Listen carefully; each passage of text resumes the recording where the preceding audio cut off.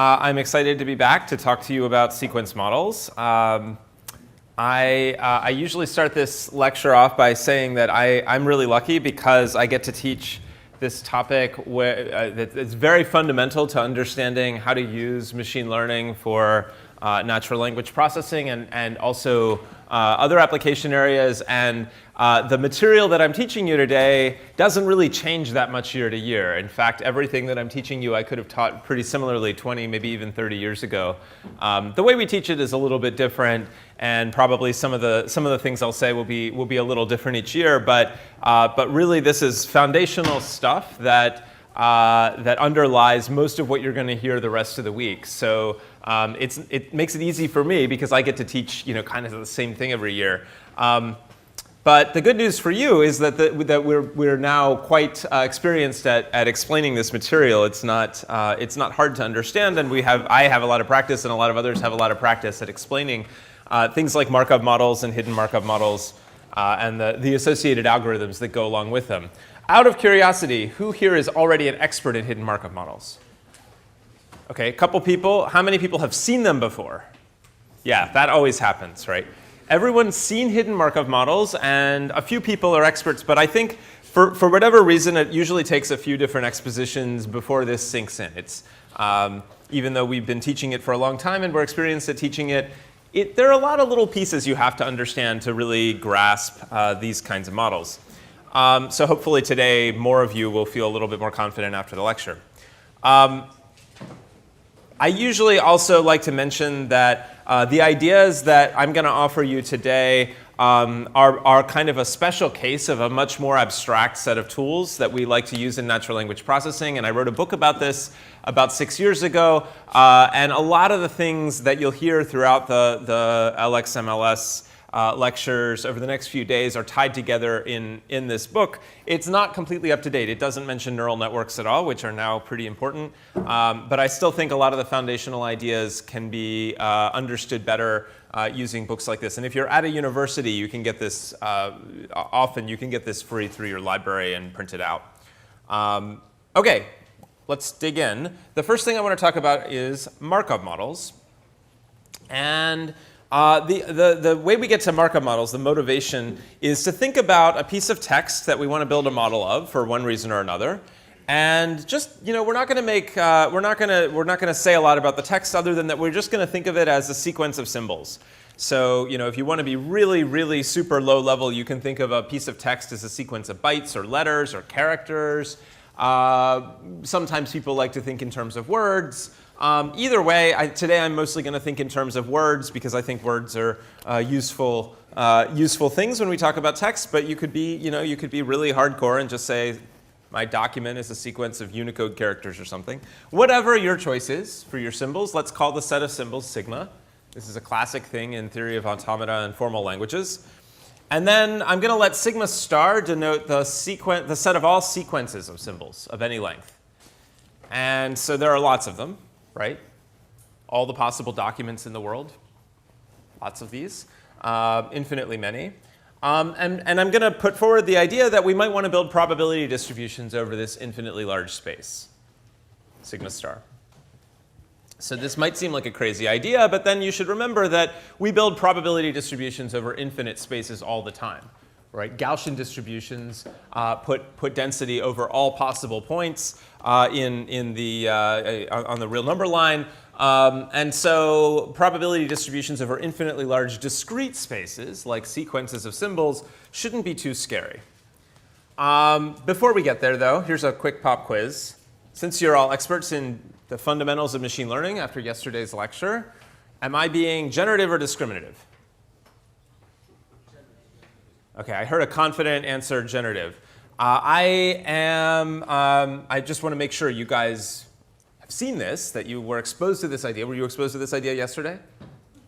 Or recently? Yeah? So the answer is that I'm being, well, before I give you the answer, I think of generative models as mythical stories, like Christmas, right? We don't believe this. We don't believe the stories that are told about Christmas literally. But they are a good explanation for what happens on Christmas, that there are presents under the tree. right? Or depending on your culture, how you celebrate Christmas, or if you don't celebrate Christmas, I guess that's another myth. Discriminative models are kind of more like the sorting hat in Harry Potter, right? They basically focus on a task. Like, we have examples and we want to sort them out. We want to decide which house you're supposed to belong to if you're a student at Harry Potter's school. This is a generative model.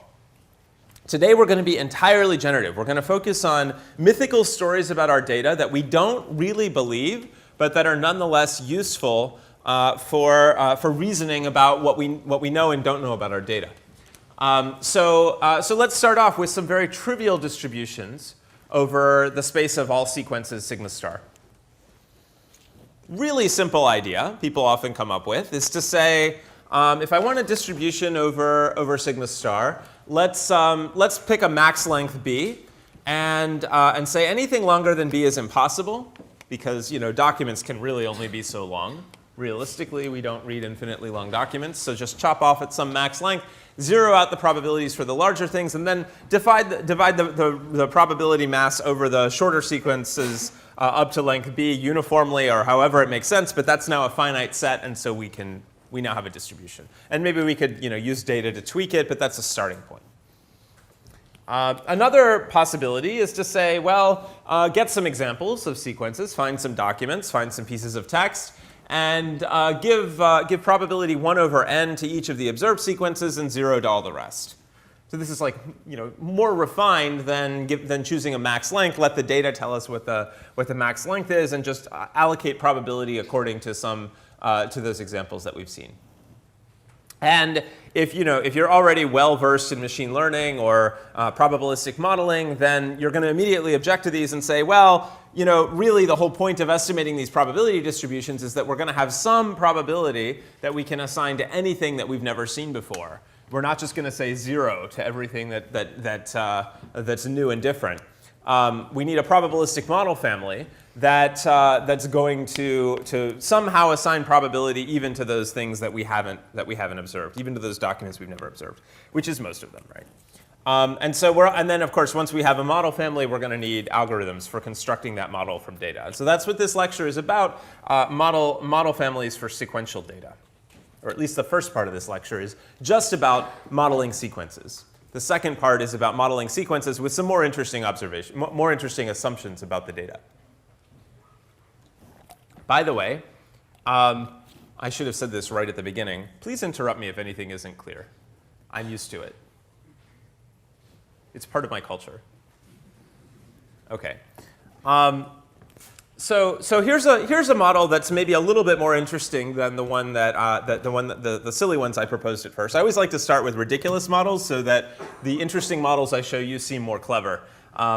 This one isn't particularly clever. This one says generate each word from left to right and condition each word on what came before. In other words, use a conditional probability distribution over a single word given its history. So if I want the probability of this sequence start, I always like to start with a start symbol. That turns out to be mathematically convenient. And then I have my sequence of words 1 through n, and then I have a stop symbol at the end. That's also mathematically convenient. And so if I'm going to define the probability of that sequence with a start at the beginning, a stop at the end, and the words in the middle, then I'm going to multiply together, let's call it gamma, a conditional probability of each of the ith words given the history 1 up through I minus 1. And so by convention, W0 is the start symbol, and we're always conditioning on that implicitly. And Wn plus 1 is the stop symbol at the end. And we always predict the stop symbol just to make it very clear that our model has chosen to end the sequence. And so this is a sensible thing to do. Maybe if you believe that each word kind of comes, this is how words occur in nature. They come one after another. You hear the ith word that I'm going to speak in this lecture after the I minus first word. So we might as well condition that way. And so what we're going to need to build this model is a set of dice. By the way, this is like a little mini English lesson. If you play games with, if you like to roll a thing like this called a die, then you should know that the plural of it is dice. Who knew that already? Who's not a native speaker? Congratulations, advanced English. OK, so what I'm going to need for this model is a lot of dice. I'm going to need a die for every history. Every possible history of the previous words that I could have said going back to the start symbol. So here's an example of generating a sentence under this model. I write down start. Deterministically, we always have a start symbol at the beginning. And then I go find the die that says history equals start. And I roll it and say it comes up with the word I. So I write down the word I. And now I go looking for the die that has the history start followed by I. And I roll it, and I get the word want. And then I go find the die for start I want, and I roll it, and I get and then I find the die for start I want and I roll it, and I get flight. And then I roll the die for start I want a flight. And then I roll the die for start I want a flight to. And then I find the die for start I want a flight to Lisbon. And then I get a period. And then I find the die for start I want a flight to Lisbon, period, and I get a stop. And I'm done. OK? So I'm going to need a lot of space to store all these dice. Because I have one for every possible prefix, of which there are how many? Infinitely many. Right? When I teach, you guys are more advanced, so I don't need to use this extra loading on the metaphor, but I'll do it anyway. When I teach this to undergrads, I always tell them to imagine that I have to store all these dice in my attic. And like every time I have to go get one, I have to go up to the attic. And I don't know why it's in the attic, but for some reason that's where I think you store dice. And so you go up to your attic and you have to find the die that comes next, and then you have to roll it. And like there's a lot of work associated with not only storing all those dice, but making them, I don't know, because each die has to have all the words on the side. Anyway, there are a lot of dice, meaning a lot in mathematical terms, a lot of parameters to this model. So this history-based model has very rich representational power. In fact, you may have noticed this history-based model can represent any distribution over sequences. It's extremely powerful. But it's got an insane number of parameters. It's essentially got infinite parameters. If I have finite data, then the number of parameters is going to be it's going to be bounded because I'm going to end up with a lot of zeros. If I use standard ways to estimate the parameters. But there's a really, really serious problem with this kind of model. It basically memorizes the data. Right? It's basically not making any assumptions at all. It's basically it's really, you can show mathematically identical to that original silly model I suggested where we assign probability uniformly across the sequences we've seen and say nothing about the sequences we haven't. This model won't generalize. It assigns 0 to any new sequence. And you can see that by imagining that any new sequence I've seen before at some point has a history followed by a word that haven't occurred together in previous data. At some point in any new sequence, that's going to happen, and so the probability will be 0 or undefined. OK, so that was still a silly model. In fact, I sometimes describe this as a creepy model, right? Because it just memorizes the data. It can't say anything new to you that it hasn't already heard.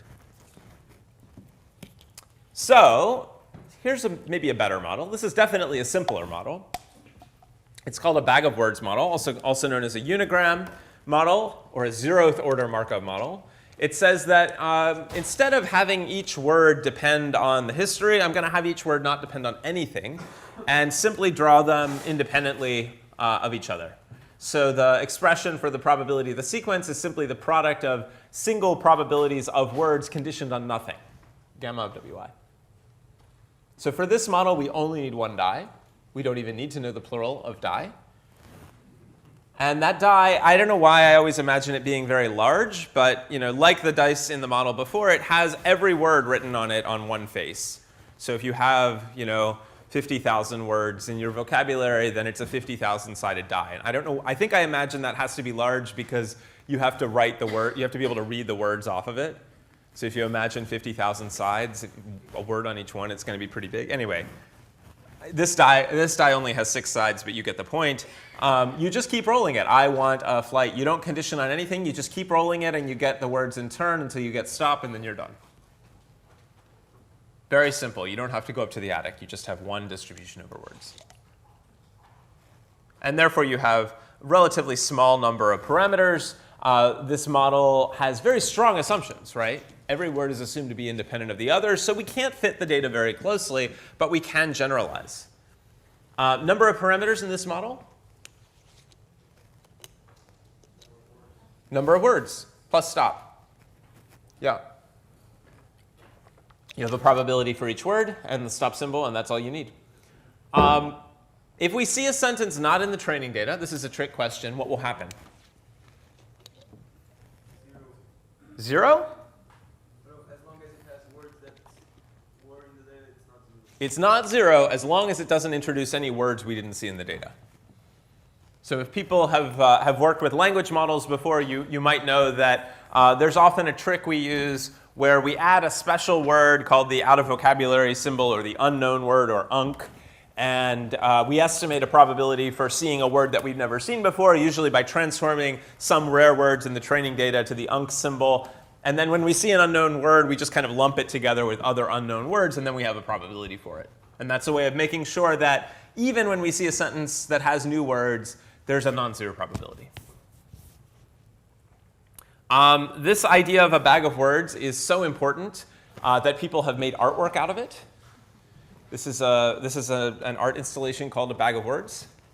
It's at Carnegie Mellon, where I used to work. And interestingly, the author made a statement about words and the universe when I forget who the artist is. But when they made this installation, you'll notice that there are some words down on the floor that aren't in the bag.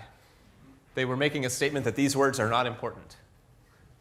You don't need them. They're not relevant. In fact, that's an assumption that's used in some applications of a bag of words model, most famously in search engines. If you're using a bag of words model to help you decide which documents are relevant to someone's query, to your search engine, words like the and of and these are sometimes called stop words. They don't make much difference because they don't bear much meaning, and they're not that important to a very basic retrieval model, and so they're often ignored in calculating the bag of words model. They're just taken out of the text, and so I thought that was an interesting choice. If you want to use a bag of words model for other things, though, you might not take those words out. So it really depends on your application. Anyway, OK, enough about art. Here's a more interesting model that's sort of halfway between. Well, maybe not halfway between, but it sits between the really, really simple bag of words model and the really, really creepy memorize the entire history model. It says let each word depend on the single word that came before. So maybe it's a oh, I'm standing in front of it, or someone else is standing in front of it. That was really trippy. My brain interpreted causality in a way that didn't jive with reality. I have to be careful about our models. So here we go. So the happy medium is maybe to let each word condition on the single most recent word. So for this model, I need a collection of dice. I need one die for every history. But now the history is short. I only have to remember the previous word. So when I sample the word I'm going to roll the start die. And then when I sample the word want, it's because I rolled a die for the word not the whole sequence, start just I. I only have to look up the single most recent word. So want gives me gives me flight gives me two gives me Lisbon gives me period, and then I get the stop, and then I'm done. So now I have one die for every word in the vocabulary. Each die is, again, vocabulary sized. So my total number of parameters is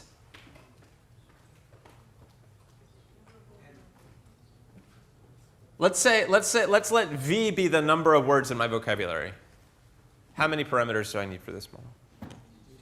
V squared. I have V dice, and each die has V plus 1. So asymptotically V squared.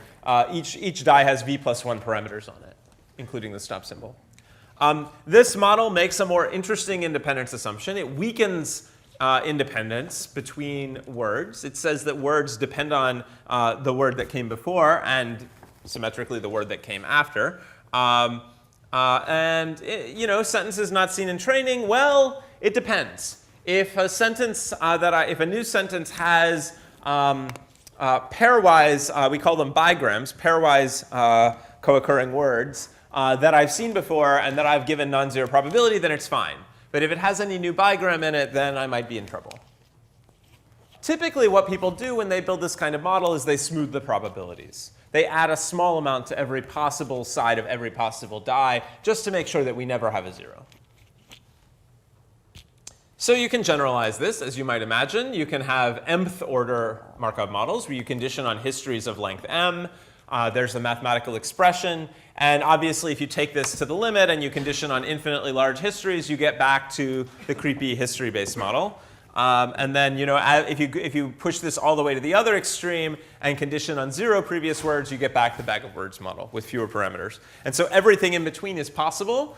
Back when I was young and learned about these kinds of models, people very proudly told us that modern computers could now handle trigram models, and so you could have a cubic number of parameters in the vocabulary size, and it was OK, and these worked really, really, really well. And then a few years later, it was 4-gram and then 5-gram models, and now I imagine it's not inconceivable that you would have even bigger Markov lengths if you wanted to. One thing that can be interesting to do, these are not very hard to build. You can easily write code that estimates these kinds of models from a corpus of text. A few years ago for class, I built a little language model on about 3 million words from American political blogs. This is now pretty out of date. You can probably try and guess what year this was from the words. You could try anyway. So here's what happens if you build a unigram model and then you run it and you sample from it. In other words, you simulate that Christmas story, that myth that we pretend when we build a unigram model. You simulate that story by randomly sampling by rolling the die in a simulated fashion and writing down all the words that you get. So here are some sentences you get. These are not, I don't know. How do they look? There are words. Some of the words seem like, if you squint your eyes, there should be roughly the right number of it per total words, and roughly the right number of the, and roughly the right number of Obama, according to this corpus, but that's about it.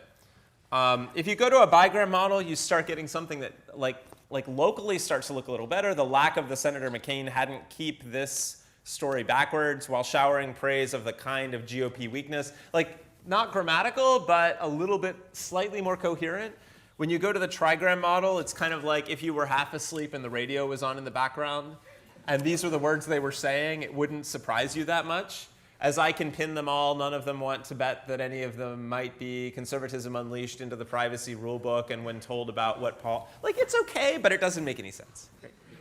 5 grams start to get creepier. He realizes fully how shallow and insincere conservative behavior has been. He realizes that there is little way to change the situation. Issuing heartfelt denials of things that were actually true, or for that matter, about it gets political. If you have a really, really large n-gram model, like 100 gram, I'm pretty sure these are just sentences from the data. It's just spitting back sentences from the data. OK, so n-gram, by the way, there's another name for these. Mth order Markov models when applied to, so let me say it differently. An n-1 order Markov model when applied to natural language text is often called an n-gram model. And the tuples of word plus history of length n are often called n-grams. N-gram models are, they're like the first thing I teach in NLP, in any NLP class. And, they're very easy to understand. Linguists don't, is anyone here a linguist? A few people? So how do you feel? Fine? You feel fine? OK. Linguists usually don't view this as like a serious theory of language. And if you think this is a serious theory of language, then you need to talk to a linguist. Nobody believes that this is how language is really generated. Again, it's a myth. But it's a simple myth, and therefore it's maybe a good starting point for giving an explanation of what language data is and how it works. It's maybe you could think of it as like a baseline theory of natural language. It's easy to show where it goes wrong. It's obviously inaccurate in a lot of ways, and it has some statistical problems. So even though it's a nice, clean, generative model, as n grows, as you have longer and longer histories, data sparseness becomes a real problem because you're not going to observe most of the histories. And so you have to resort to these black arts like smoothing, which, smoothing algorithms, if you go look in the standard natural language processing textbook by Jarafsky and Martin, there's a whole bunch of different smoothing algorithms and techniques that people use. And these are either beautiful and really interesting or just a whole bunch of hacks, depending on your point of view, that we use to make sure that the language model doesn't assign 0 and yet is still a well-formed model that assigns a probability distribution. And then there's this whole thing about unknown words, and I sort of sketched a solution to that that's sort of satisfying, but not really satisfying. Does anyone here speak a language that has a richer morphology system than English, like where you can inflect lots of words, lots of different ways, like maybe, I don't know, Portuguese? So languages like that, this can be really unsatisfying, right? Like the surface form of the word. There are a lot of words that are kind of the same word, but not exactly the same on the surface. And these models say nothing about, I could go on all day about the problems with n-gram models. Let's just embrace them for now. I want to make sure you understand, or that it's at a high level clear to you how you might do things with n-gram models. So the first thing I want to make sure you can do is to calculate the probability of a sequence. This takes about 10 seconds to go through. The second is how you choose a sequence from a set, given the n-gram model. If some other model or a friend of yours offers you a set of sequences, how do you choose one? And then I want to talk a little bit about how we train them, just a little bit. Okay, so let's say we have a sequence of length n, and m is the length of the history. What do we have to do? Well, for every m plus 1 consecutive words, in other words, words up through, including the history and the next word to be predicted, look up the probability of that word given the history. You're going to need a data structure to store all of those dice, right? The probabilities on all the dice. And then look up the stop symbol. Don't forget that. It's important that we account for our sequence coming to an end. And then multiply them together. Any comments or worries? Yes? Don't you calculate probabilities for the smaller windows? Like, so the first word is not conditioned on anything. The first word is not the first word is conditioned on start. That's a great question. So let's say we're doing a 5-gram model. How do I deal with the first word? Because the only thing before the first word is the start symbol, and I need to have a history of length 4 in a 5-gram model. So what we do is we actually add start symbols. We pad the beginning. That's the technical term. We pad the beginning of every sequence with m. M is the length of the history with m start symbols. And then when we estimate the probabilities, we make sure that we have dice for the 4 start symbol prefix, history, and then we're OK. And then the second word will condition on 3 start symbols plus the first word, and so on. And so it ends up kind of generalizing nicely. But that's a good point. Yes? To avoid underflow, we could transform everything to log space. Yes. So what's underflow? Very small numbers. Tiny numbers. These numbers, all of these probabilities that you look up, they are likely to be very small. Remember that we typically have vocabularies like 50,000, maybe 100,000 words. And so, some of these probabilities are going to be quite tiny. And when we multiply together a lot of tiny numbers, we get even tinier numbers. And eventually, on a floating point machine, these could end up zeroing out. And so what's typically done is we don't actually store the probabilities. We store the logarithms of the probabilities. Or we calculate the logarithms of the probabilities. And instead of multiplying together the probabilities, we add up the logs. And because log is a nice monotonic transformation, as long as there are no zeros, this is a perfectly reasonable thing to do, and it will save you from underflow. Highly recommended. OK, second problem. This will take about 10 seconds. Suppose we have a set of sequences that's provided to you by somebody else. Maybe somebody who's built a translation model or an acoustic model, and they have some candidate sentences that they want to select for their speech recognition or machine translation system, and you're going to use your extra special language model to help them decide which one to pick.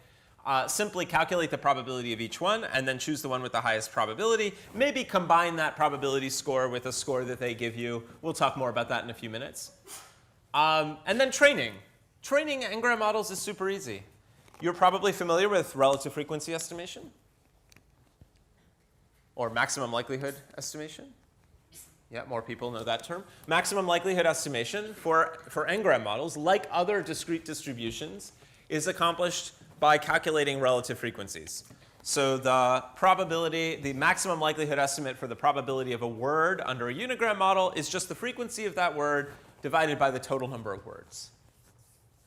When we count words in these kinds of models, there's a little bit of trickiness around whether we count stop symbols as words.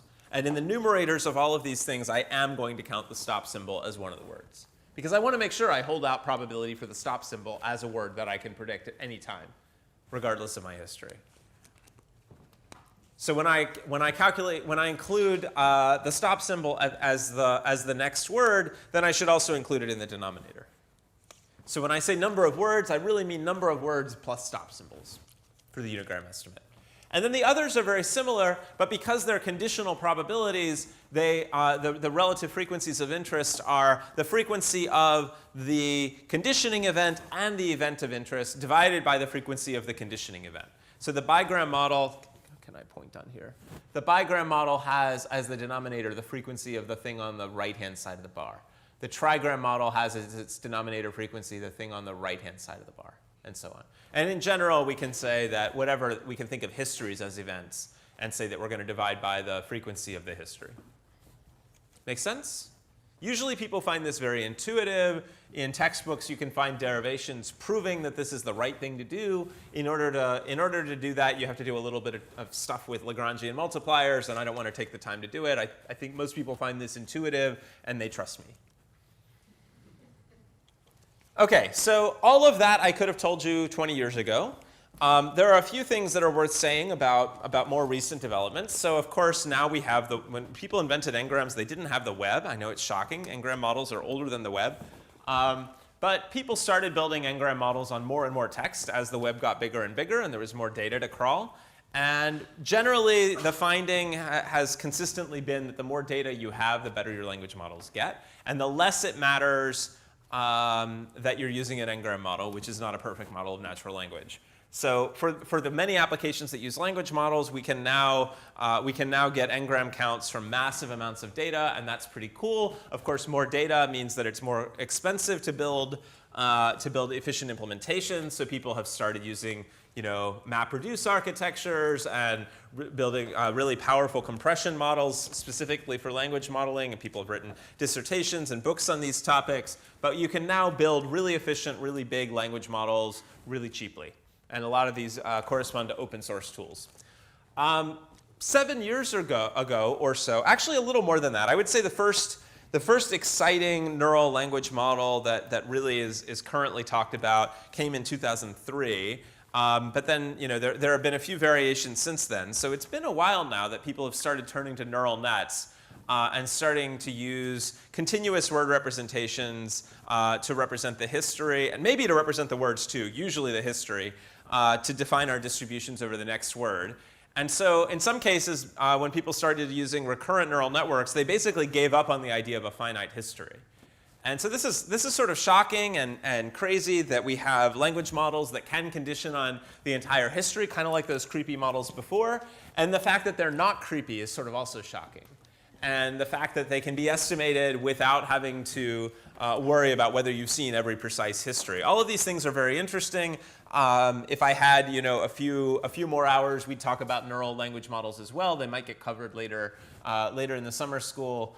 But this is kind of I would say it's an exciting development, and they're definitely getting even better performance. However, I want to point out that there are always trade-offs. And so while neural language models are fantastic and give really good performance on lots of problems, sorry, I think I messed up my cord here. They're really expensive to build, right? You can't just count. You have to optimize a pretty complicated, expensive function. You might need some expensive hardware. A lot more work is going to be required before they scale as nicely as n-gram models. So what's the right choice? Well, it depends on how much data, how much time you've got, how much you're willing to pay for computation. There's no simple answer.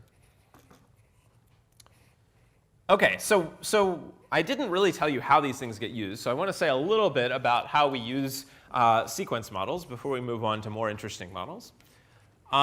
Typically, we aren't just interested in calculating probabilities of sequences. We're interested in the sequence and its relationship to something else. So often, NLP can be divided into sort of two large families of problems. Analysis problems, where we look at a sequence of words and we predict something else, like what is the sentiment of this document? Did the person who wrote the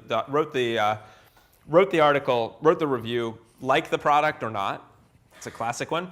And then the other is generation. So something else comes in, and then a sequence is generated, is produced. So this might, an example of this might be we're building a conversational agent, and it's going to listen to what's been said and look at what's happening around it, and then say something intelligent or not intelligent or offensive. I don't know.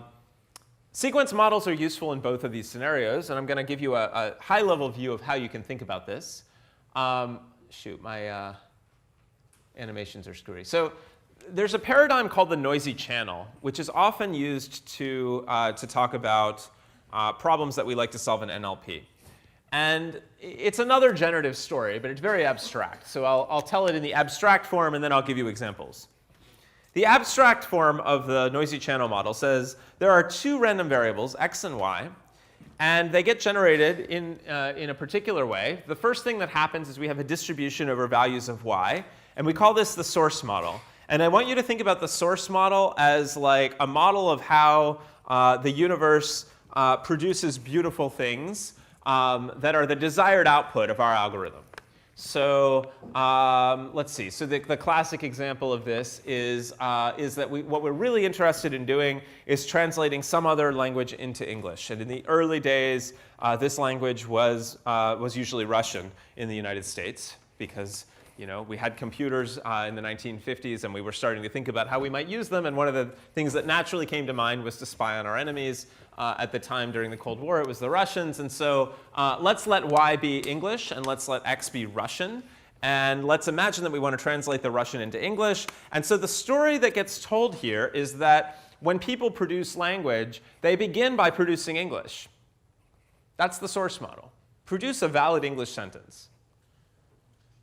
Because English is obviously the language of thought. It's obviously what we all really think in.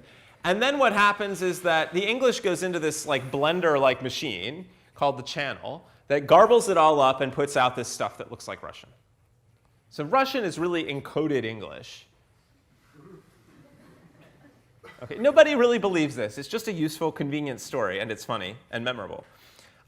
So the decoding rule says that what I want to do is choose the English sentence, the y hat, that is most probable given the Russian that I've observed, x.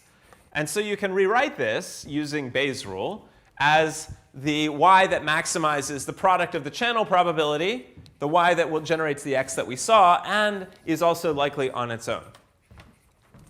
That's the basic idea of the noisy channel model. You write down a model of the true things you want, called the source model. You write down a model of the garbling, called the channel model. And then you have an algorithm that, given an x, can maximize this product and find you a y.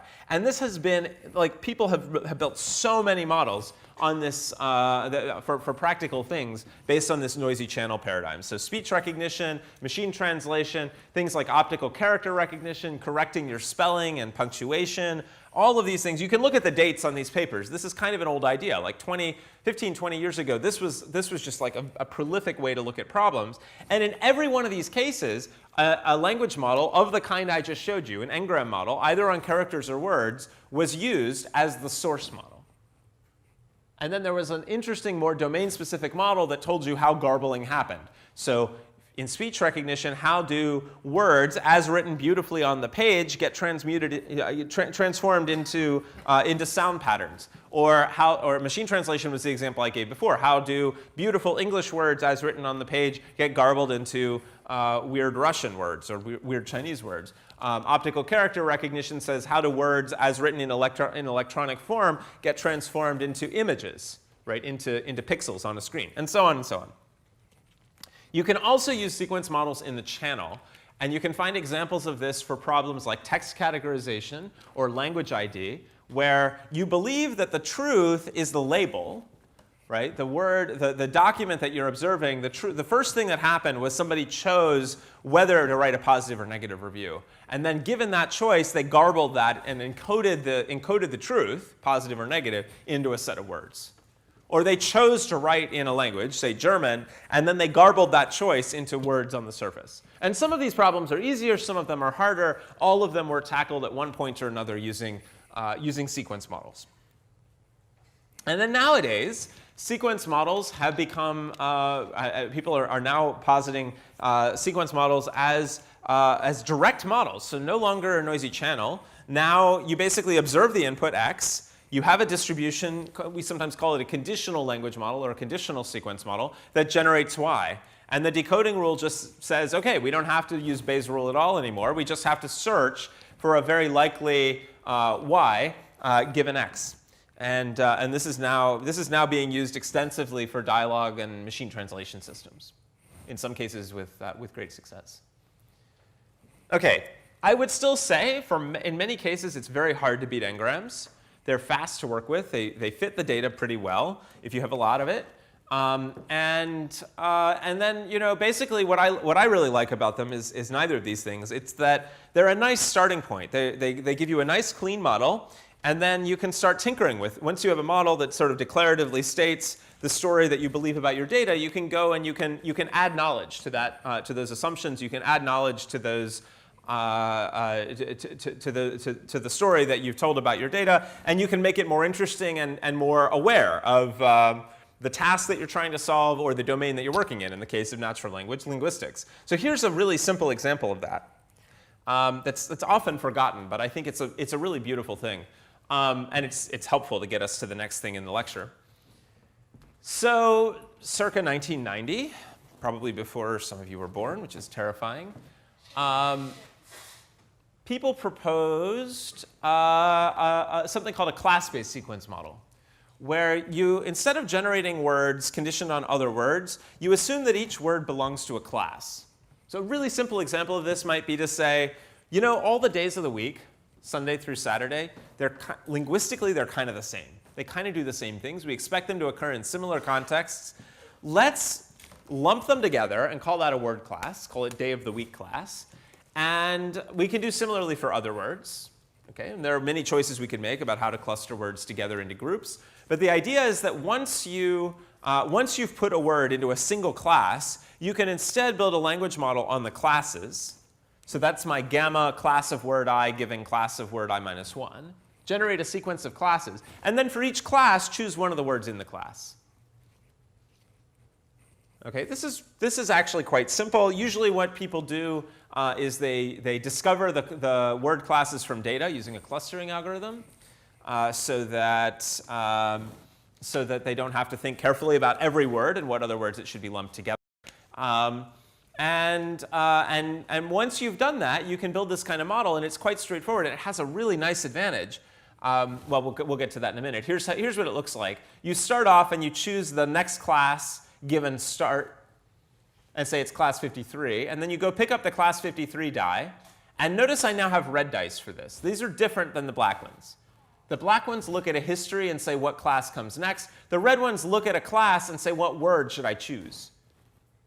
And so I generate the word I, and then I choose the next class, say class 23, given the history class 53. So it's a bigram model on classes. And then I generate words given classes. Back to the red dice, pick up the red die for class C23, and continue. And I just made these up, right? There's nothing magical about C5, C23, whatever. So this model makes some interesting independence assumptions. It assumes that every word is conditionally independent of everything else given its class. And it assumes that each class only depends on the class that came before or the class that came after. But the number of parameters is really shockingly small. So let's think this through. For the eta parameter, where I'm generating a word given a class, you might think, OK, that's like a bigram distribution. I have to have a probability of each word given each class. But that's actually not right. We already said each word belongs to only one class. So the total number of parameters eta that I need for the entire model is just size of the vocabulary. It's just v. because every word appears only on one red die.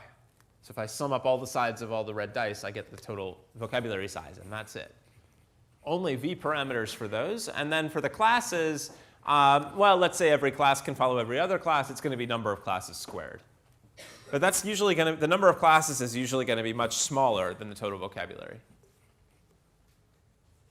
Kind of attractive, kind of an interesting way to go. Can it generalize? Well, it depends how good your classes are. It depends, again, on your choice of vocabulary. If you smooth that bigram distribution over classes, it can generalize pretty well, assuming every word that you need is somewhere in there. Also, maybe you handle out-of-vocabulary words. And so that's it. Those are my very basic sequence models. That's our starting point. Any questions before we go on to the next topic? Has anyone seen class-based n-gram models before? A few people. Was that a question? Yeah. How would you go about creating those classes, like with a clustering algorithm or so? So one of my favorite word clustering algorithms that now has fairly efficient scalable implementations is something called Brown clustering. Brown clustering was invented by that same group, Brown et al. They were working at IBM in the early 90s. They also introduced the first statistical machine translation models. Brown clustering it's just nice. One example I like to show, I don't have it in these slides. If you run Brown clustering on really, highly variable text, like a large number of tweets, right? On Twitter's amazing because people spell everything all kinds of ways. And like creatively, people come up with new spellings and new ways to say things, and they use phoneticized language, and they use very informal language, lots of slang, lots of dialect. It's really cool. But the vocabulary problem on Twitter is daunting. So we took like 50 million tweets. This was a few years back now, and we ran Brown clustering on those. And right away, what popped out in the Brown clusters was that variations of the same word spelled different ways all lumped together. I mean, not perfectly, right, but really nicely. The other nice thing about Brown clustering is that it's a hierarchical clustering algorithm, so you can decide how fine-grained or how coarse-grained your clusters are going to be. So it's a relatively greedy algorithm. There's a deep connection between Brown clustering and hidden Markov models that we don't have time to talk about today.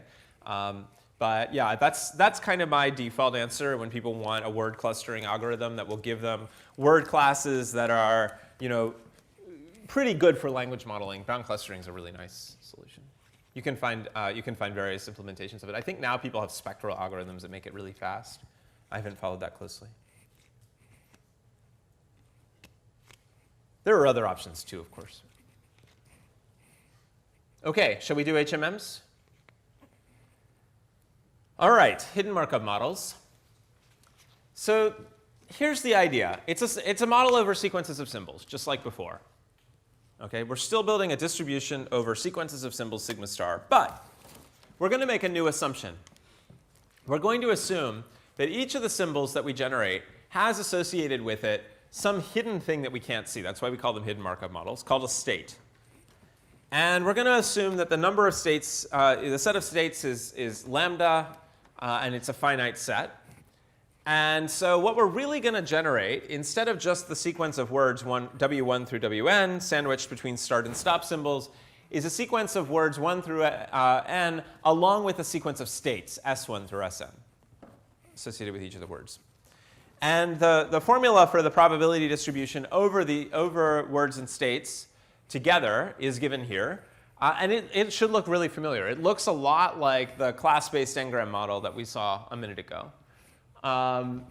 You're gonna have a distribution eta, which we often call the emission distribution, of generating a word given a state at a particular time step. And then you're also going to have a transition distribution, which looks like our gamma. It's in fact a bigram model over states. What's the next state given the current state? And there's a distribution over that.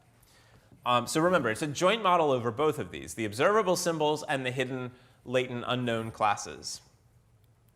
So here's the story. It looks a lot like the class-based model. I start off by choosing the next class or state. I'm going to use class and state interchangeably from now on. given the start symbol, and then I go and I pick up the red die for that class. The only difference between this new model and the class-based model is that now different dice can share words. A word can appear on any of the red dice. In fact, it could appear on all of them. So there's no more of this hard clustering of words where we put a word in a single class. A word can be in any class. OK, so we roll the die. So each of these red dice is now as big as a unigram model. It is a unigram model, conditioning on a particular state. Pick up the black die corresponding to the last state, C53, roll it, get C23. Pick up the red die for C23, roll it. Any word could come up. We get want, and so on, back and forth, back and forth. The way I just showed it involved alternating between transitioning and emitting symbols. Transition between states, emit a symbol, black, red, black, red, black, red. But it's exactly this. It would be exactly the same if I told the story a little differently. If I said first, generate the sequence of transitions from state to state. It's a bigram model, Markov model on classes or states. That's the black dice. And then after I'm done, go back and reconsider that sequence of states I generated, replace each one with a word using the red dice. Exactly the same, right? Multiply these together, you get the same thing. Doesn't matter what order you multiply the same numbers together, you get the same answer. You can generalize this. You don't have to use a bigram model for the states. You can use a trigram model, and in fact, that's pretty common. Today, we'll stick with bigram models. Just as a quick exercise, how many parameters do we have? Well, if we look at the emission distribution, it's pretty easy. We have as many parameters as there are words for every state. So number of words, V times number of states, let's call it L. V times L for the emission probabilities. And then we have an n-gram model on states. So if we have history length m, then it's going to be number of states to the power m plus 1. But number of states is usually much less than the number of words, like orders of magnitude less. So this is going to be a much less heavily parameterized model than we had with higher order Markov models. The benefit of having a longer history is, of course, that you get a longer memory, so you can maybe fit your data better. I'm going to stick with first-order HMMs today because it makes all of the algorithms easier to explain. It keeps the math on the slide simpler, makes everything a little easier. But everything I tell you generalizes, maybe with a greater cost as we go to larger histories. OK, what are HMMs used for? They've been used for all kinds of problems. Classic part-of-speech taggers, that'll be my running example today, used hidden Markov models. They were used for information extraction tasks like named entity recognition. They've been used for text chunking and shallow parsing. They've been used in machine translation for parallel text. I think I have some illustrations of these. They're also really central to sequence processing in computational biology. And for many years, they were the core of speech recognition, although I think they've been pretty much supplanted by neural nets. So here's an example of part-of-speech tagging. The weird symbols in blue are part-of-speech tags from a famous data set called the Penn Tree Bank. I've decoded some of them. What I want you to notice about this sentence is that some of the words actually could have taken another part of speech. So the word bills, here it's a noun, right? Medical bills, those are things. But the word bills can also be a verb, like the insurance company bills me every month. Also the word broke. Here I'm using broke as an adjective to refer to a state that Francis is in. But broke can also be a past tense verb, like Francis broke her hip. It's kind of a depressing example.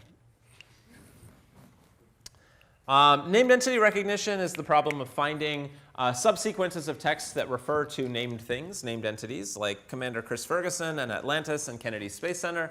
Usually when we do named entity recognition, we also want to label those subsequences with types. One way to do that is to label each word and then use extra. So Commander and Chris and Ferguson are all labeled person because they are referring to a person. But I want to somehow capture the fact that those three words together form a single mention. It's not that there are three people, Commander, Chris, and Ferguson. Together, that's one name. referring to one entity. Similarly for Kennedy Space Center.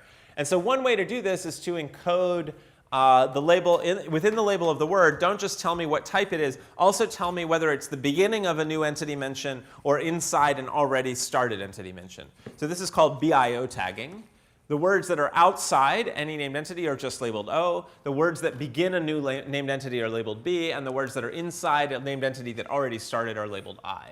And then we append that to a label. A clever way of capturing chunking problems inside of a sequence model.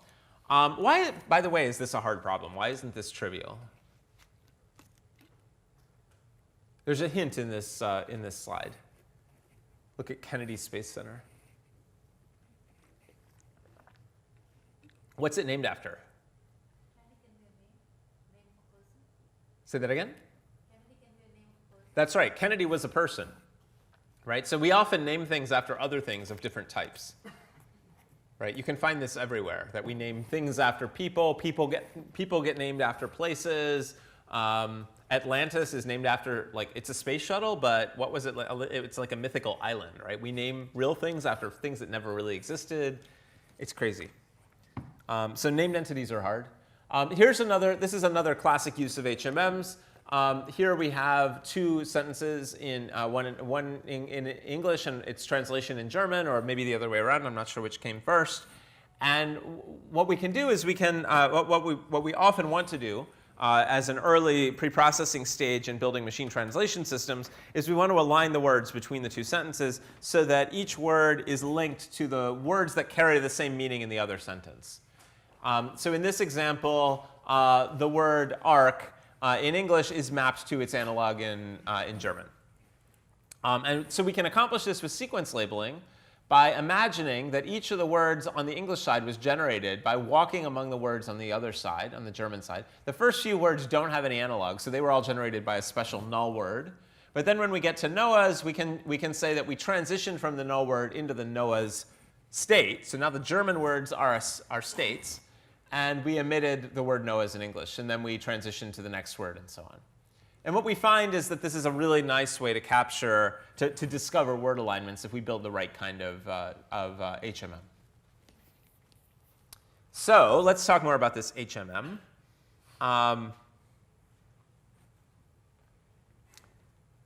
What else did I want to say here?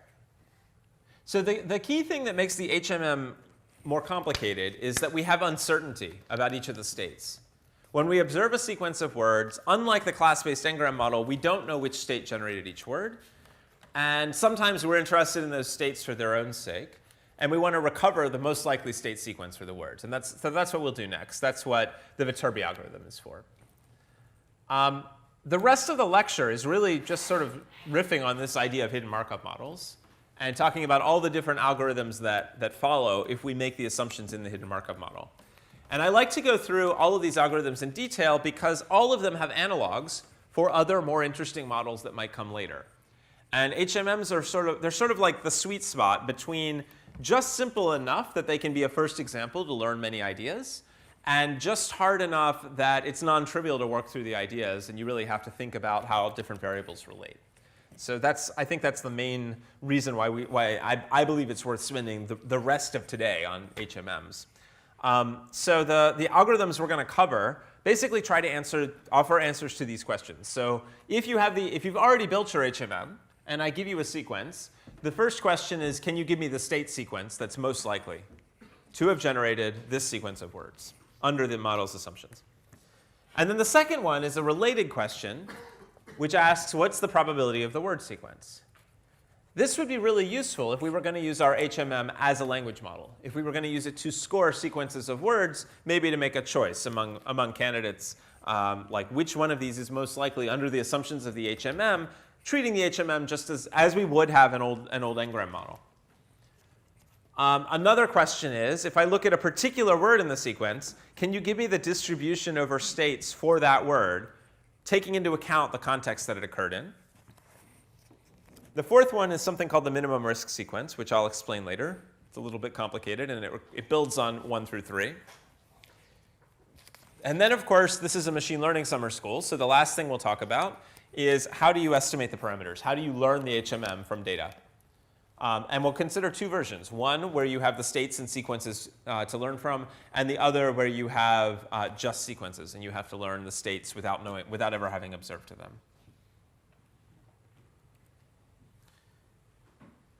Okay, so most likely state sequence. This is the Viterbi algorithm. This is, I think, one of the coolest algorithms.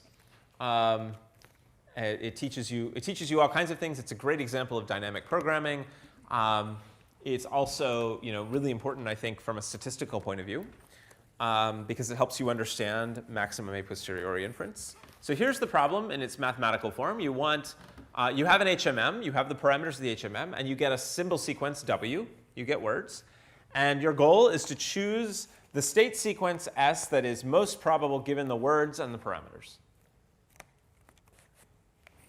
And so you can call this, if you're a statistician, you would call this maximum a posteriori inference or maximum posterior inference, choosing the most probable, literally that's what that means, most probable value for a random variable, in this case the state sequence.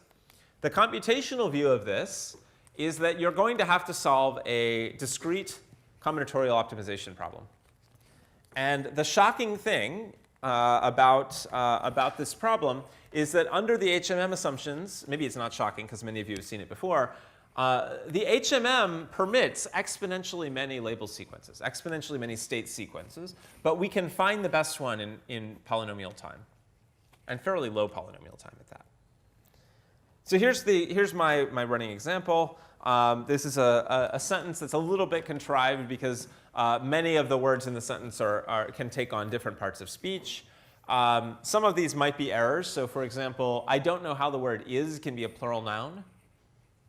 I think maybe it can be a plural noun because somewhere in the data set, the character I or the letter I was used in the plural.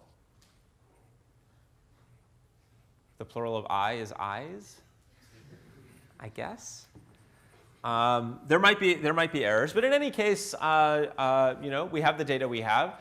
Let's consider that each of these words has between 1 and 5 different possible parts of speech. If we multiply this all out, then this simple sentence has at least 4,000 possible state sequences. And that's only if we consider parts of speech that we've observed with these words. If we wanted to be open to the possibility that in this context a word might take a part of speech that it had never been observed with in the training data, which actually seems quite plausible, then we might need more. So this short 7-word sentence has 4,000 possible state sequences. What's going to happen when we have 22-word sentences, which are the norm in Wall Street Journal news text of the kind that the Penn Tree Bank was built on? So here's a naive solution. Again, I like to start with naive solutions so that the actual solutions we use seem clever. List all the possibilities in lambda to the n, if we have an n-length sequence, and then score them and pick the best one. We don't want to do this. It's correct, though. Right? At least it has that going for it, but it's very inefficient. Right? We're usually not interested in exponential time algorithms. Here's another way to go that people are often tempted to use. Work left to right, greedily pick the best state at each point, conditioning on the previous state and the current word. And so you would say, well, what is the state that has the highest probability being generated given the previous state I was in and the choice I just made, and given the word that I know had to have been produced at time step I. And it's very tempting to feel like this is correct because the story that I gave you for HMMs tells you that each state is only conditioned on the previous word and then on the previous state and then generates the current word. The problem is that the current state also actually should depend on future information, right? Because that state was also used to predict the next state, which we haven't even considered yet. Making a hard choice now, we might really be shooting ourselves in the foot because later on we might see a state that's really not likely to follow this one. So really each state has to depend, when we make a decision, when we do inference, has to depend on what came before and what came after. But this is still tempting. So it's technically not correct. You can show that this might not give you the correct solution, the optimal state sequence. It might give you a decent one. It might not. There's really no guarantee. In an adversarial world, it's very easy to construct examples where this will fail very badly. But it's fast and it's tempting. And if your model is really good at predicting what comes next, and the future doesn't matter too much, it might be okay. There are actually working systems in the world that use this kind of algorithm. But I don't recommend it, and more importantly, I want you to understand why it's not technically correct. So let's dig in a little bit to this idea of interactions. Each word's label depends on the word and the nearby labels, specifically the label right before and the label right after. Okay, but only those labels. That's the interesting thing. The HMM has this nice Markovian property. That's the first M in HMM, hidden Markov model. When I look at a given word, and I like the word forecast, and I think about its possible labels, it's really only the word and the labels right before and right after. So if I imagine alternate universes where the words present and is take different parts of speech, we can ask what would each of those parts of speech to the left or right prefer as a label for forecast. And so if the word present is an adjective, well, adjectives really like to have nouns after them. So if I were to label the word present as an adjective, the word forecast would be likely to be a noun. But on the other hand, if I labeled present as a verb, like present, it's usually pronounced a little differently, then I'm more likely to follow that verb by another verb, because verbs tend to kind of chain together in English. Although present forecast doesn't really work as a sequence in English, the part of speech tag sequence does. So if I have a verb here, I'm likely to want another verb, even if the specific word that comes next doesn't fit. That's kind of one of the weaknesses of the HMM, that everything is mediated through the states. And then the word forecast by itself, if I just look at its distribution in data, most often it's a past tense verb, not a noun. That's just, you might not have realized that. That's just an empirical fact from the data that we have. So the preference there is a little different than than the preference of some of the labels on the left or the right. So we have to somehow negotiate this among the previous label and the following label and the word itself. But all three of them would weigh in. Unfortunately, we don't know the label before or the label after. So somehow we have to come up with a way to reason about all of these guys together. So to get a handle on this, let's start at the end of the sequence, where we know that what follows the very last state is the stop state. Right? Remember, if I ignore the words, then an HMM and I just think about the transitions among states, then an HMM is a bigram model, and a bigram model ends in a stop symbol. So we know that at the very end, there's a stop symbol. And so that reduces the problem just a little bit. Now, if I'm choosing the label for the last word in my sequence, then there are really only two things I have to pay attention to. Well, three. There's the fact that stop comes next, but that's known. There's the fact that the last word is WN, which is also known. And then there's this question of that one other label, the one that comes right before, the penultimate label, S sub n minus 1. If I knew that, this would be the rule. This would help me choose this would be the score I would use to choose the label for the last word. If I knew the label that came right before, it would be super easy. I would say, well, the three things that have to weigh in are the fact that sigma, whatever it is going to be followed by stop. Sigma is going to be the label. Sigma has to have generated the nth word under my emission distribution, and sigma has to have been generated as a transition from Sn minus 1, which, if I knew, would make this all super easy. Does that make sense? If I knew the next to last label, the final label would be easy. So I'd calculate this score for every possible value of sigma, maybe fill them into a table like this, and then just choose the max scoring one, and I'd be done. If I knew the label for the previous word, I'd be able to label the last word.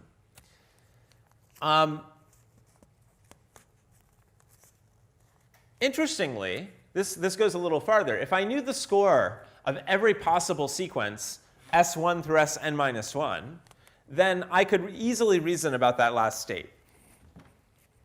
Right? I could say, well, consider all the possible prefix state sequences, and then multiply them by similar values like I have here, and then what I get is a score for each of those ending in Sn. Now that would be really expensive. The interesting thing is that this would only depend on the last state in that prefix in Sn minus 1, right? As we just showed, the other things really don't matter because of the Markov assumptions of the HMM.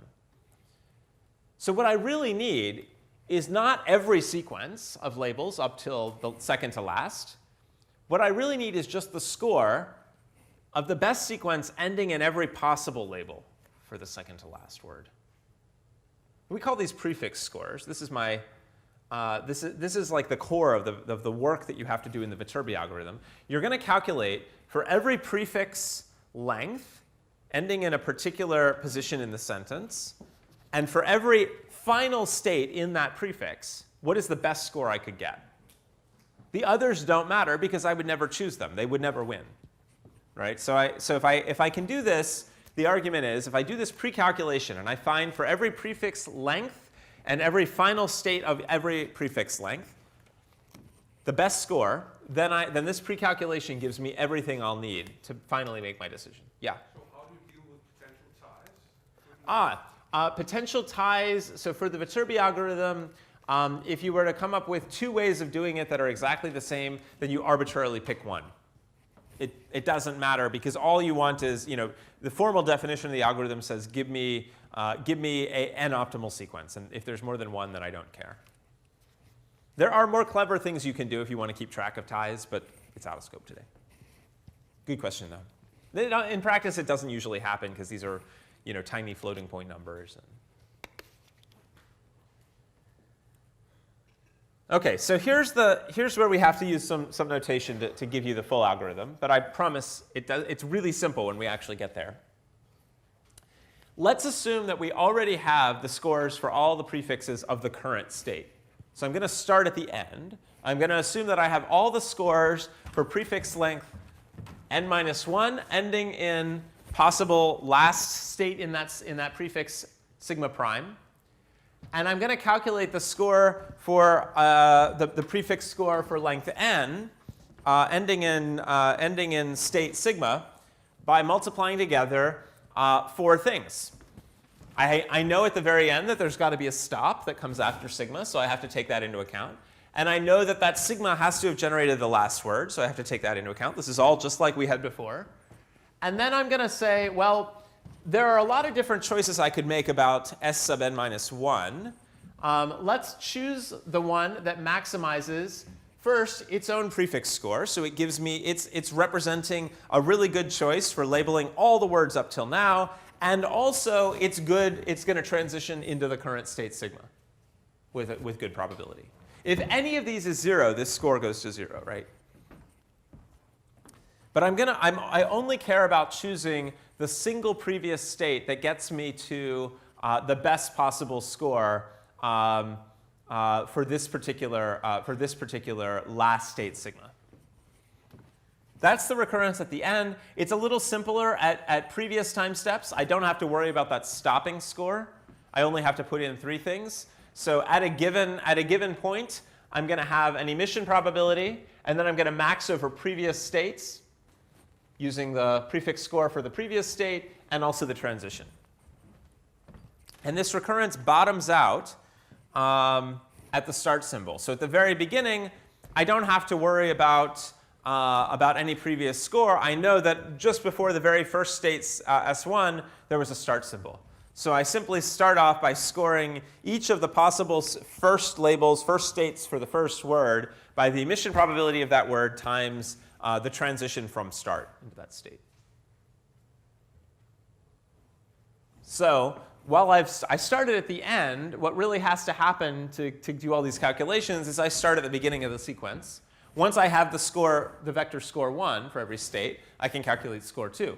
And once I have score 2, I can calculate score 3, and so on all the way up to the end. So here is the Viterbi algorithm. These are just the scores. There's more to do, but this is actually most of the work. For every possible state in lambda, calculate the score 1. So this is a vector of the length number of states. And it depends only on the etas and the lambdas. The etas and the gammas.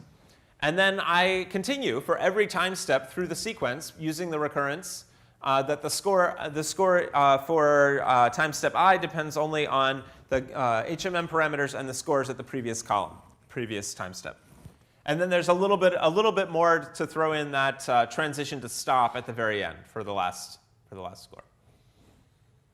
And my claim is that if I get to the very end and I look at that set of scores in the final column and I choose the one that's high, the state that has the highest score, and I look at that score value, it's going to be exactly equivalent to the joint probability of the maximum probability state sequence together with the words under the HMM.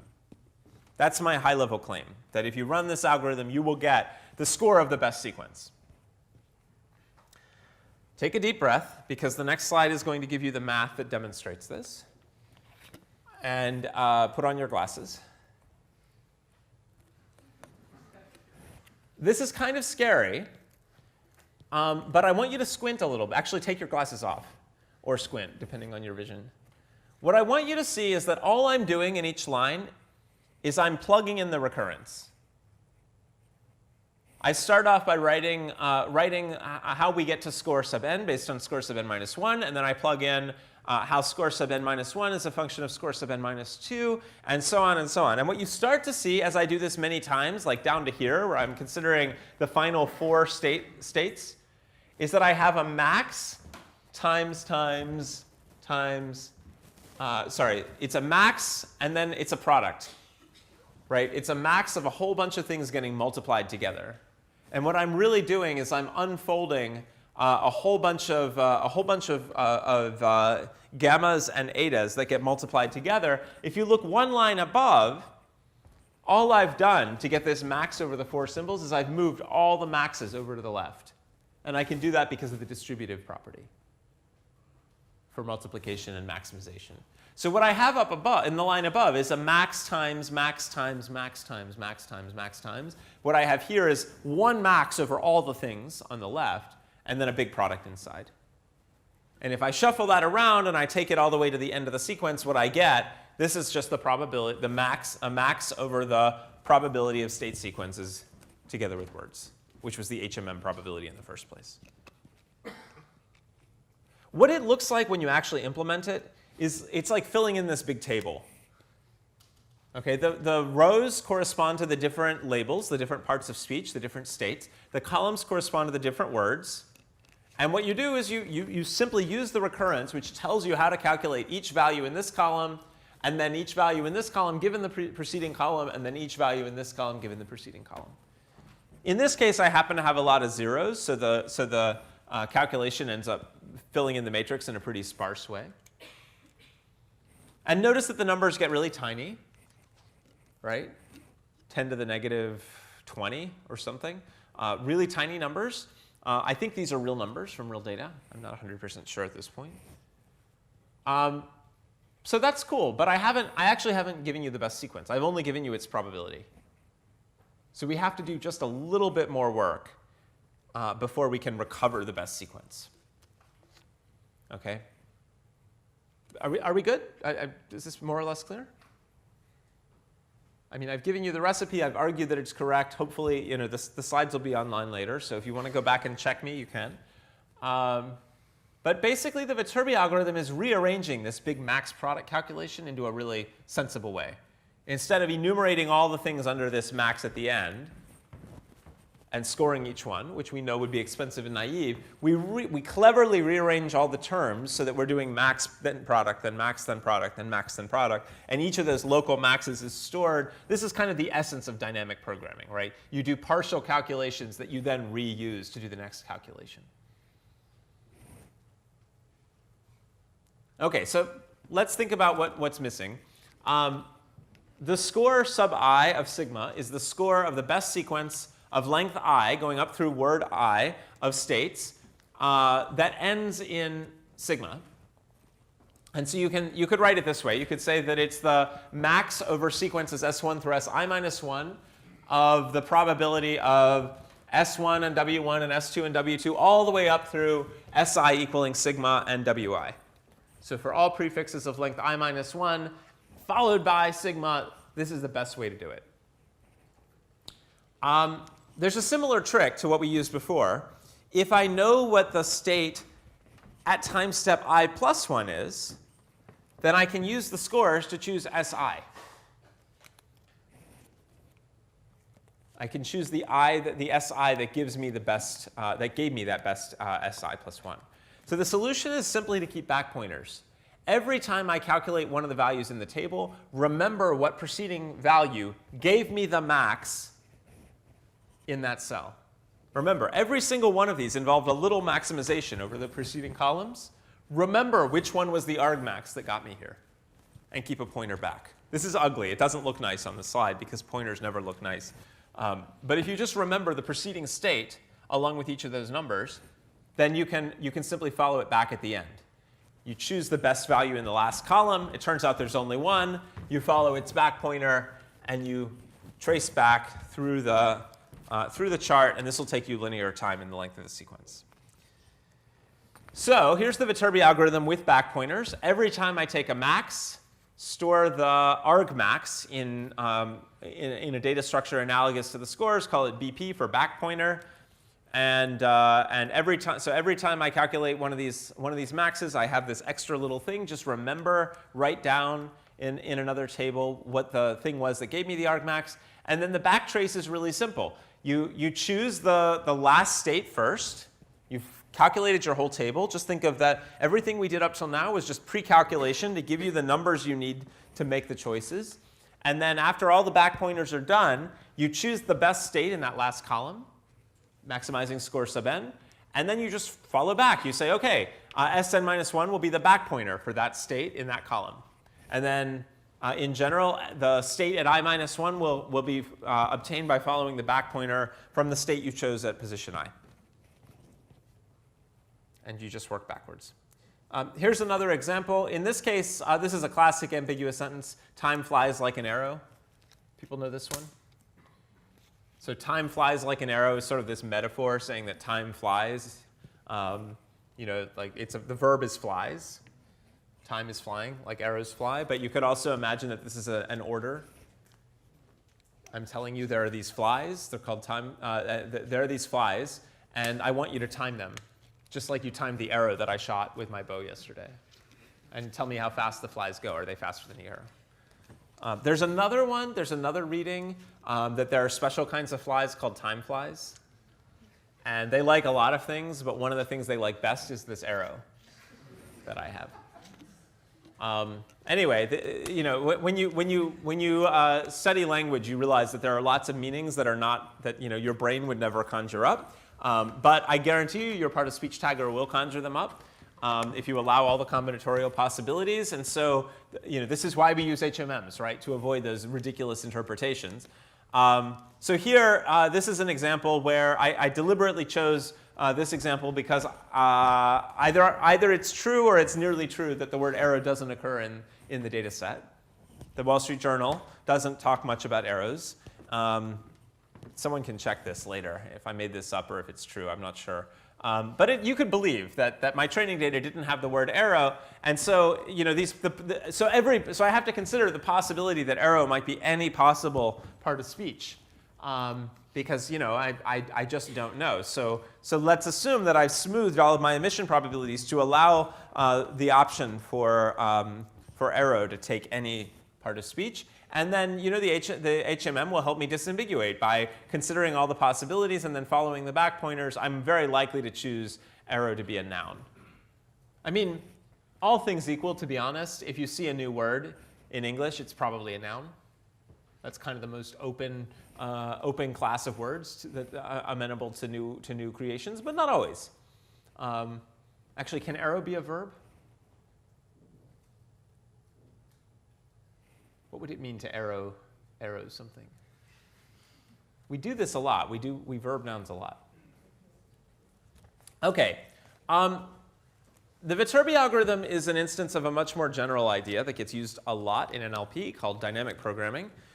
And you can kind of view a dynamic programming in general as there's almost always some kind of table data structure where you calculate partial quantities, and each one gets used a lot. And what you can show is that each one of these partial quantities is the best solution to a smaller subproblem. You can show that each one is optimal for the littler problem. And then each of those littler problems, the quantity associated with it gets used many times, not just once. So every cell in the Viterbi table gets used for every cell in the next column. Viterbi People probably have seen minimum Levenstein or minimum edit distance algorithms, Dijkstra's shortest path, lots of other things. You'll probably see more before the end of the workshop. More examples of dynamic programming. I'm sure you'll see more examples of dynamic programming algorithms. There's actually a really beautiful connection between the Viterbi algorithm and best path algorithms. If we imagine that every time step has a set of nodes in a graph corresponding to choosing a particular label for that word at that time step, then we can build this special kind of graph called a lattice. And imagine that we're going from a special start state to a special end state, and every choice every choice of a label for a word corresponds to visiting a particular node. And what we're trying to do is find a high-scoring path through this graph. But the graph has a special structure. From any node here, I can only transition to one of these nodes. And from any node here, I can only transition to one of these nodes in this column. And because of that special structure, we have a specialized algorithm. You could use Dijkstra's algorithm on this, but it doesn't exploit the structure. Asymptotic analysis is, you should be able to see that all the work gets done in this table. And the size of the table is the length of my sequence times the number of states, lambda. So the space requirement, the memory requirement, is n times lambda, polynomial. And the calculations, this one's a little tricky. People sometimes get confused. Each cell has to be calculated. Each cell requires that I do size of states calculations. In the worst case, I have to consider all of the preceding cells in my little max operation. And then there are n times lambda cells, so the total work of the Viterbi algorithm is the length of the sequence times the square of the number of labels. If I want to generalize Viterbi to longer histories of preceding states, then it's not too hard to show that if I go to, say, a trigram HMM instead of a bigram HMM, this will go to 3. If I go to a 4-gram HMM, this will go to 4. If I have lots of constraints on which states can follow which other states, if I prune away a lot of the transitions, then I can reduce this part. I can make it faster. What's really nice is that it's linear time. The algorithm is you can't do much better than that for sequence processing. Linear in the sequence lane. OK, so that leaves us with more algorithms.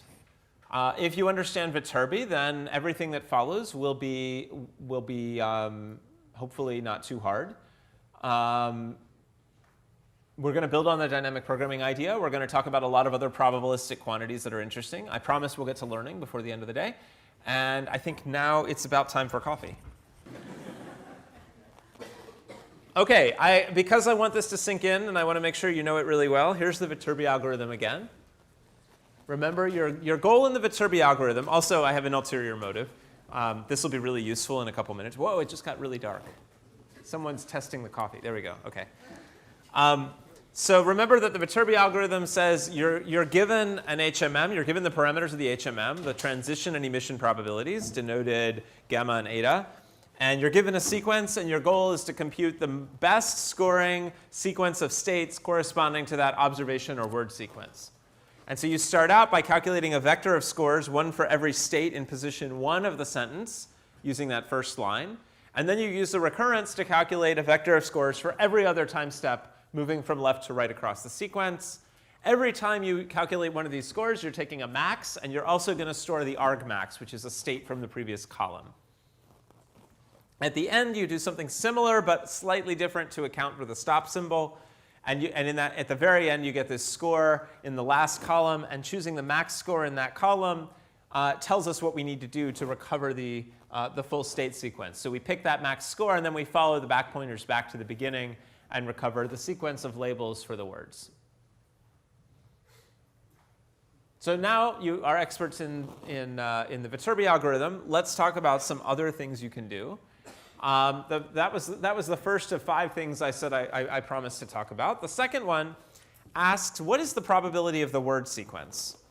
So now, instead of using the HMM to find a labeling for each word, I want to use the HMM to score the whole sequence of words, taking into account my uncertainty about what the labels are.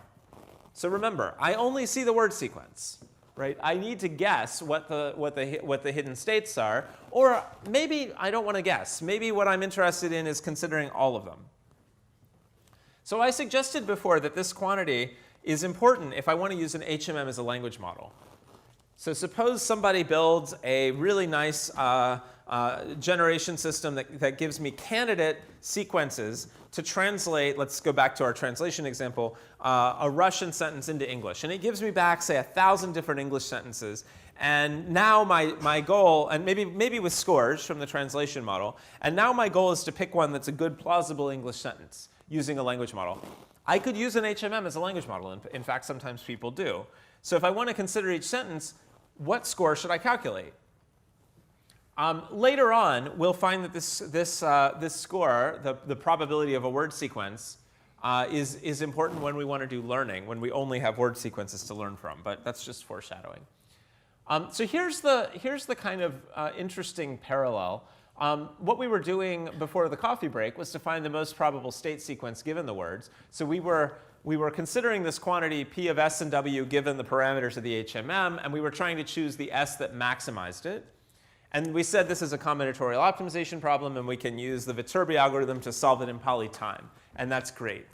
Over here, we have this other problem that we're just now talking about, which is to calculate the total probability of all the state sequences together with the words. So I said I'm interested in the probability of the words. My model gives me the joint probability of words and state sequences. So in order to get to probability of words, I have to marginalize the state sequences. I have to sum up all the probabilities of the words that I see occurring with every possible state sequence of the right length. And then that sum, that marginal, will get me to the probability of the words. Marginal, max. But the thing inside is the same. In one case, I have a sum. In one case, I have a max. And so the awesome thing is that everything we needed for the Viterbi algorithm, most importantly, distributivity, we have for sum and product, just like we had for max and product. So the sum of all the label sequence probabilities breaks down in the same way that the Viterbi algorithm scores broke down. So I can consider the sum over all state sequences, and I can pull out the very last label for the very last final symbol. And then I can call this internal sum, give it a simpler name, call it F sub n, or forward probability sub n, of the final state sequence. And then I can do this repeatedly. I can show that this internal value here, I can pull out the very last sequence there. So this is the very last sequence, the very last symbol in the sequence. This is the second to last. And now I have a sum over a slightly shorter sequence, and I can call that sum F sub n minus 1 of sigma prime. And I can repeatedly do this. Essentially what I'm doing is I'm instead of a big sum over all these, over this massive number of sequences, I have I have an alternation between sums and products and sums and products and sums and products. So using exactly the same mathematical trick, algebraic trick that we used for the Viterbi algorithm, we can get something called the forward algorithm. And if you squint your eyes, it looks exactly the same. Everything is exactly the same with two small changes. Instead of score, I have F. I relabeled the score just so that you wouldn't get confused. And instead of max, I have sum. Every time I took a max over preceding state possibilities, here I take a sum over preceding state possibilities. Just a slightly different operation. Runtime will be the same. You don't keep back pointers here. There's no notion of a back pointer because there's no max. We're not choosing a sequence.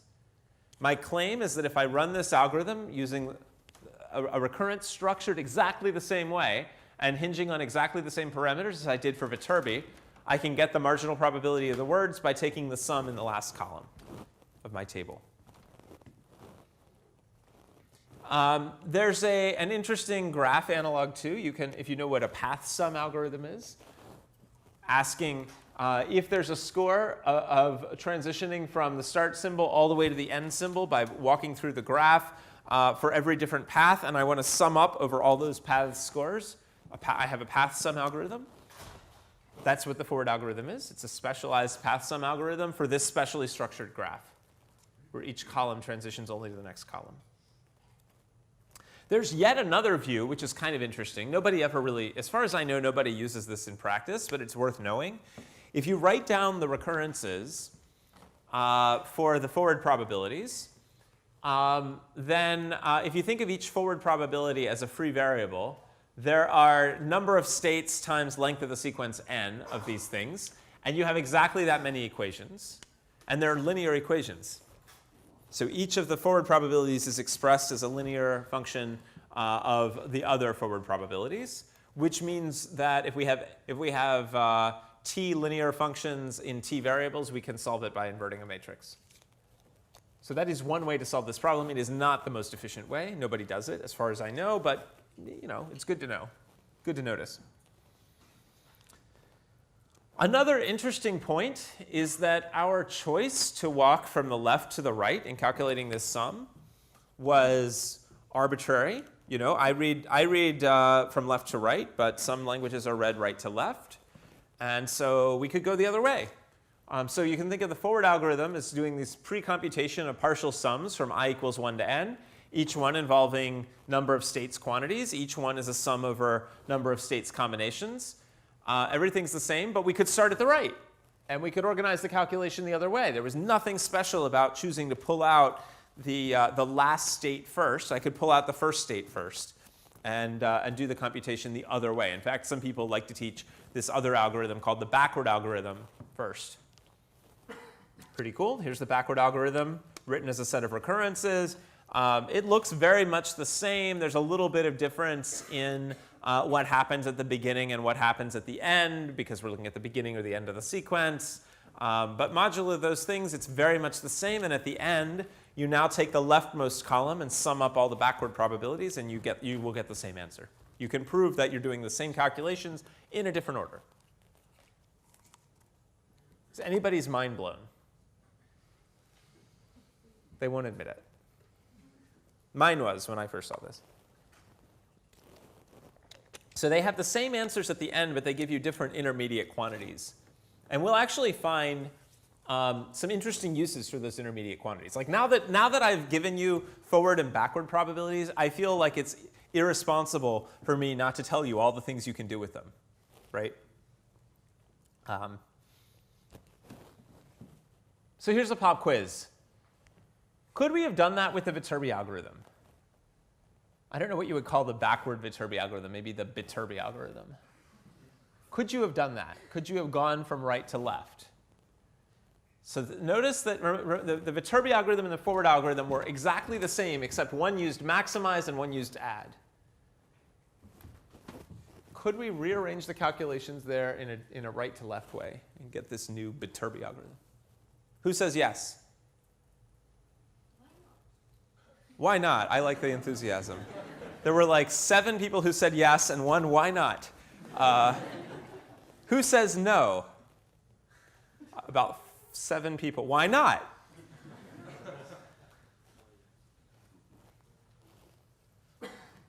Any thoughts? Everything mathematically, there's nothing lost. Because of the distributed property, you could choose any ordering to pull the maxes and the sums out from each other. So the answer is yes, there is Viterbi algorithm. I don't think it's called that. We coined that today. But yes, you could totally do it. Why not, indeed? If you feel like there's something deeper going on here, like two is maybe a pattern, 2 algorithms, forward and Viterbi, feel the same, then you're correct. There is kind of a larger thing. And the generalization makes a little bit of reference to abstract algebra. So there's this view that the Viterbi and forward algorithms are the same algorithm at a slightly more abstract level, where instead of writing down the equations for Viterbi and writing down the equations for forward, we write down the equations in a more abstract form and say one of the inputs to the algorithm will be, do you want a sum or do you want a max? And depending on that choice, we use the plus or we use the max. There's a slightly more general thing here called a semi-ring.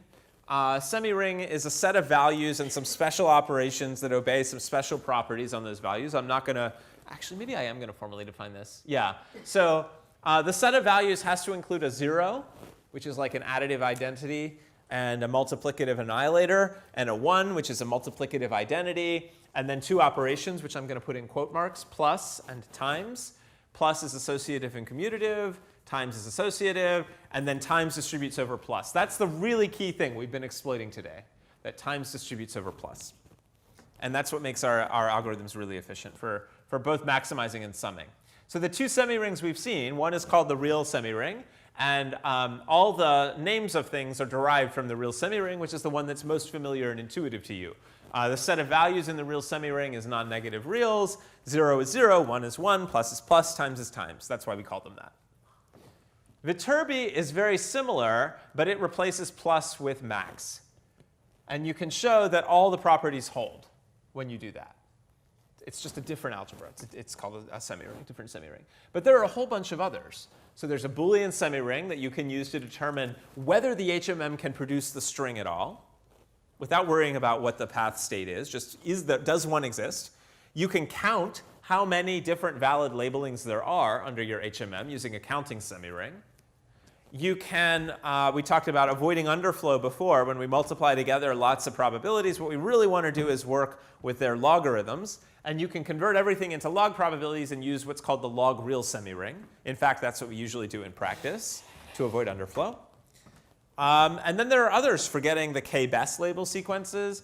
The min-cost semiring is often used in other dynamic programming algorithms. So if you want to calculate the minimum edit distance between 2 strings or the minimum cost path through a graph, then we usually use a minimum cost semiring, which is similar. It uses a min instead of a max, and all the weights have kind of an inverse. Right? We want to minimize the weights instead of maximizing them. OK, just a little. Have people seen semirings before in other settings? Sometimes people have taken an abstract algebra class and they've seen semirings. Kind of cool. OK, so that was easy.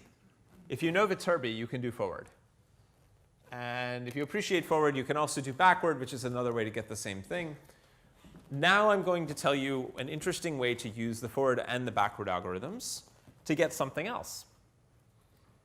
So far, I've been talking about reasoning about the whole sequence of states as a single thing.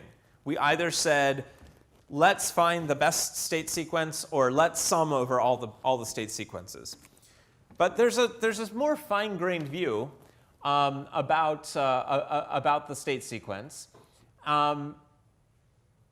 that maybe allows us to do more interesting local reasoning. So far, we've only cared about like sort of the whole thing altogether. But we were doing local reasoning, right? We were doing local calculations when we filled in the cells in the table. I want to come back to the original probabilistic story and give you a slightly different representation of the HMM in terms of individual random variables. So this is called a probabilistic graphical model, and an HMM is one kind of probabilistic graphical model. One way to write down a probabilistic graphical model is to draw each random variable as a node, and then have directed edges connecting some of the random variables. And the way you should interpret the edges is that the incoming edges into a random variable tell us what other random variables you condition on when you sample that random variable. So each of these random variables was sampled, and the order is whatever it has to be so that each one gets sampled after the ones it depends on. So S1 has to come first because it's kind of the root of the graph. And then W1 is drawn conditioned on S1, which we call its parent. That's the only incoming edge to W1. It only has one parent. S2 conditions on S1 as well. W2 conditions on S2, and so on. And you'll notice that I have an ellipsis here because I don't know how long my sequence is. In some graphical models, you have a fixed size, a fixed set of random variables. In HMMs, that's dynamic. You basically keep going until you hit a stop symbol at the end. But in general, for this kind of model, you write the probability of all the random variables taking their values as a product of each of the random variables conditioned on its parents. And there's a very rich literature on graphical models and what you can do with them and how they encode independence assumptions and lots of other cool things. We're just going to focus on the graphical model for the HMM today.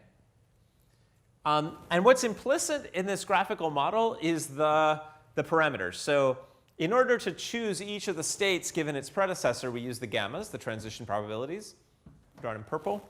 In order to choose each of the emissions, each of the words given its state, we use those other dice, the etas, the emission probabilities. I think they were red dice earlier in the lecture.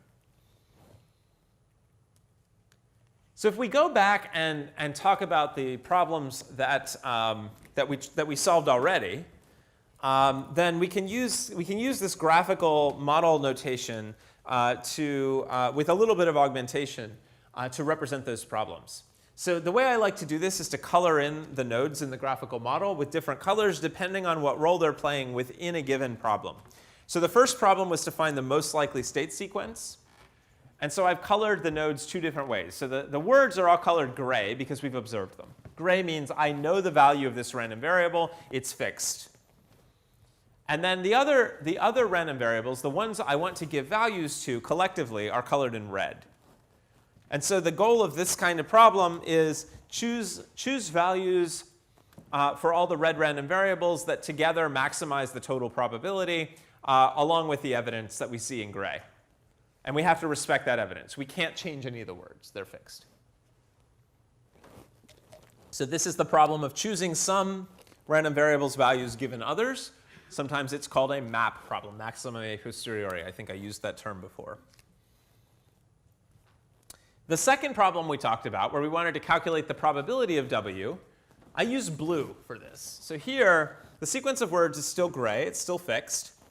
But we want to sum over all the settings of all the other random variables, so we color them blue. So here the goal would be something like calculate the best value of P for any assignment to red random variables, respecting the gray evidence and summing over the blue ones. But there are no red ones. So really, I'm just going to sum over the blue ones and get the total probability of any sequence of states that goes with these words that are fixed. So the problem I'm going to show you now is only very slightly different. It says, let's pick the best state for word 3, where we fix the words, we fix all the words, and we consider all the possible different ways we could assign states to the other words. In other words, I want the map assignment for one word. Everything else equal. I don't care how I disambiguate all the other words, and I want to take into account all the possible ways of disambiguating all the other words. But I'm only interested in this one. Do you see the difference? Right here, I was interested in all the words, getting labels that are collectively probable. Here, I just want to know marginally what is best for this word. Oh, right, an aside. So I already said that probabilistic graphical models are a really powerful set of tools. They're really useful in NLP. Other kinds you may have heard of, just so that you heard me say these words, are Bayes nets, Markov nets, and factor graphs. And so a lot of the tools that I'm instantiating here for HMMs, they have analogs for these other kinds of graphical models. In order to solve this problem, there are some quantities that we need. Ignore the math for a second. It's slightly scary until it gets to the bottom. If you look at this graph, notice that to the left of SI, things look pretty similar to what they looked like in problem 2, in the forward algorithm problem, when we wanted to marginalize over all the state sequences. And to the right of SI, they look exactly the same as that problem. So the interesting observation, detailed in the math at the bottom, is that calculating the distribution over the probability distribution over the words together with just SI, not all the words, just SI, breaks into two parts. One part on the left and one part on the right. If I write out the formula for the total product, for the sum over all of the possible states, I can decompose it into two parts, one on the left and one on the right, and those are exactly the forward and backward probabilities up to state I. Right? If I had been running the forward algorithm and I stopped when I got to state I, then I would have half of what I need to calculate this score. And if I ran the backward algorithm starting at the end and ran backward up just to state I, then I could take those two vectors and multiply them together piecewise, and I would get the distribution over the state at position I together with the words. That's pretty cool. Slightly more generally, run forward and backward algorithms, and then you can calculate for any time step I. You could, if you only cared about one, you could stop at time step I. But you can do them all at once, right? You're sharing all this computation anyway. So an interesting thing to do is to run the forward algorithm, run the backward algorithm, and then take those two tables, and for each time step, you can calculate by multiplying together the forward and backward vectors at a given time step. You can get the posterior distribution pretty easily of states at each time step. And if you want to renormalize this so that each one sums to 1, that's a very reasonable thing to do. The quantity you get when you do that is it's called the posterior probability of state I at time step 0. Sorry, of the state at time step I. Right. This is the forward times the backward, and then this is just normalizing by all the values so that you get something that sums to 1, and you can show that that's correct. So if someone gives you a sequence and says, I only care, there's only one word here. I'm only interested in this word. I don't know, one of our ambiguous words before was broke. I don't care about all the, I'm doing a study just on the word broke, and I want to know how often it's used with each part of speech. And you're going to build an HMM tagger. One way to go would be to go and do a hard labeling of all the words in the entire corpus, and then count how many times I saw broke as an adjective versus as a verb. Another way to go would be to use the forward-backward algorithm, and everywhere you see broke, calculate the posteriors. And now you can get kind of a soft distribution over whether it was an adjective or a verb or something else at every point. And that might be a better calibrated way of estimating how often it's a verb versus an adjective. Make sense? Questions? You guys are quiet. So this is kind of, I like to illustrate this as an example of how using a generative model of your data allows you to ask lots of questions, right? We haven't had to change the model at all. We built the HMM, and now we're querying it in a slightly different way. So we've now seen 3 kinds of queries, right? There was the most likely sequence query. There was the probability of a sequence query. And then there was the single state query. OK, so now I'm going to introduce another kind of query that is an interesting alternative to Viterbi as a way of choosing a sequence of labels, of states. So problem 3 told you how to compute per word posterior. So for every word in the sequence, we can run the forward and backward algorithms, do a little bit more multiplication and renormalization, and we can have the distribution, the posterior distribution for each word over its state, marginalizing over everything else. So here's an interesting idea. Instead of using the Viterbi algorithm to decode, we could say, for each word, just pick the single state that's most likely for that word under the posterior. Right, so look at all the words. You're not ignoring the context, because your forward and backward calculations are considering all the alternative labelings for all the nearby words, but make an independent choice for each word, marginalizing everything else for all the other words. This is called posterior decoding. Notice that the asymptotics are exactly the same as Viterbi. OK, so you have to run the forward algorithm and the backward algorithm. But you don't have to keep back pointers. So it's probably pretty close in total runtime.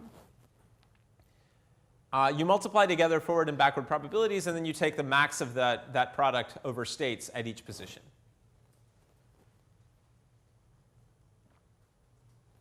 So this approach to decoding is kind of different from Viterbi.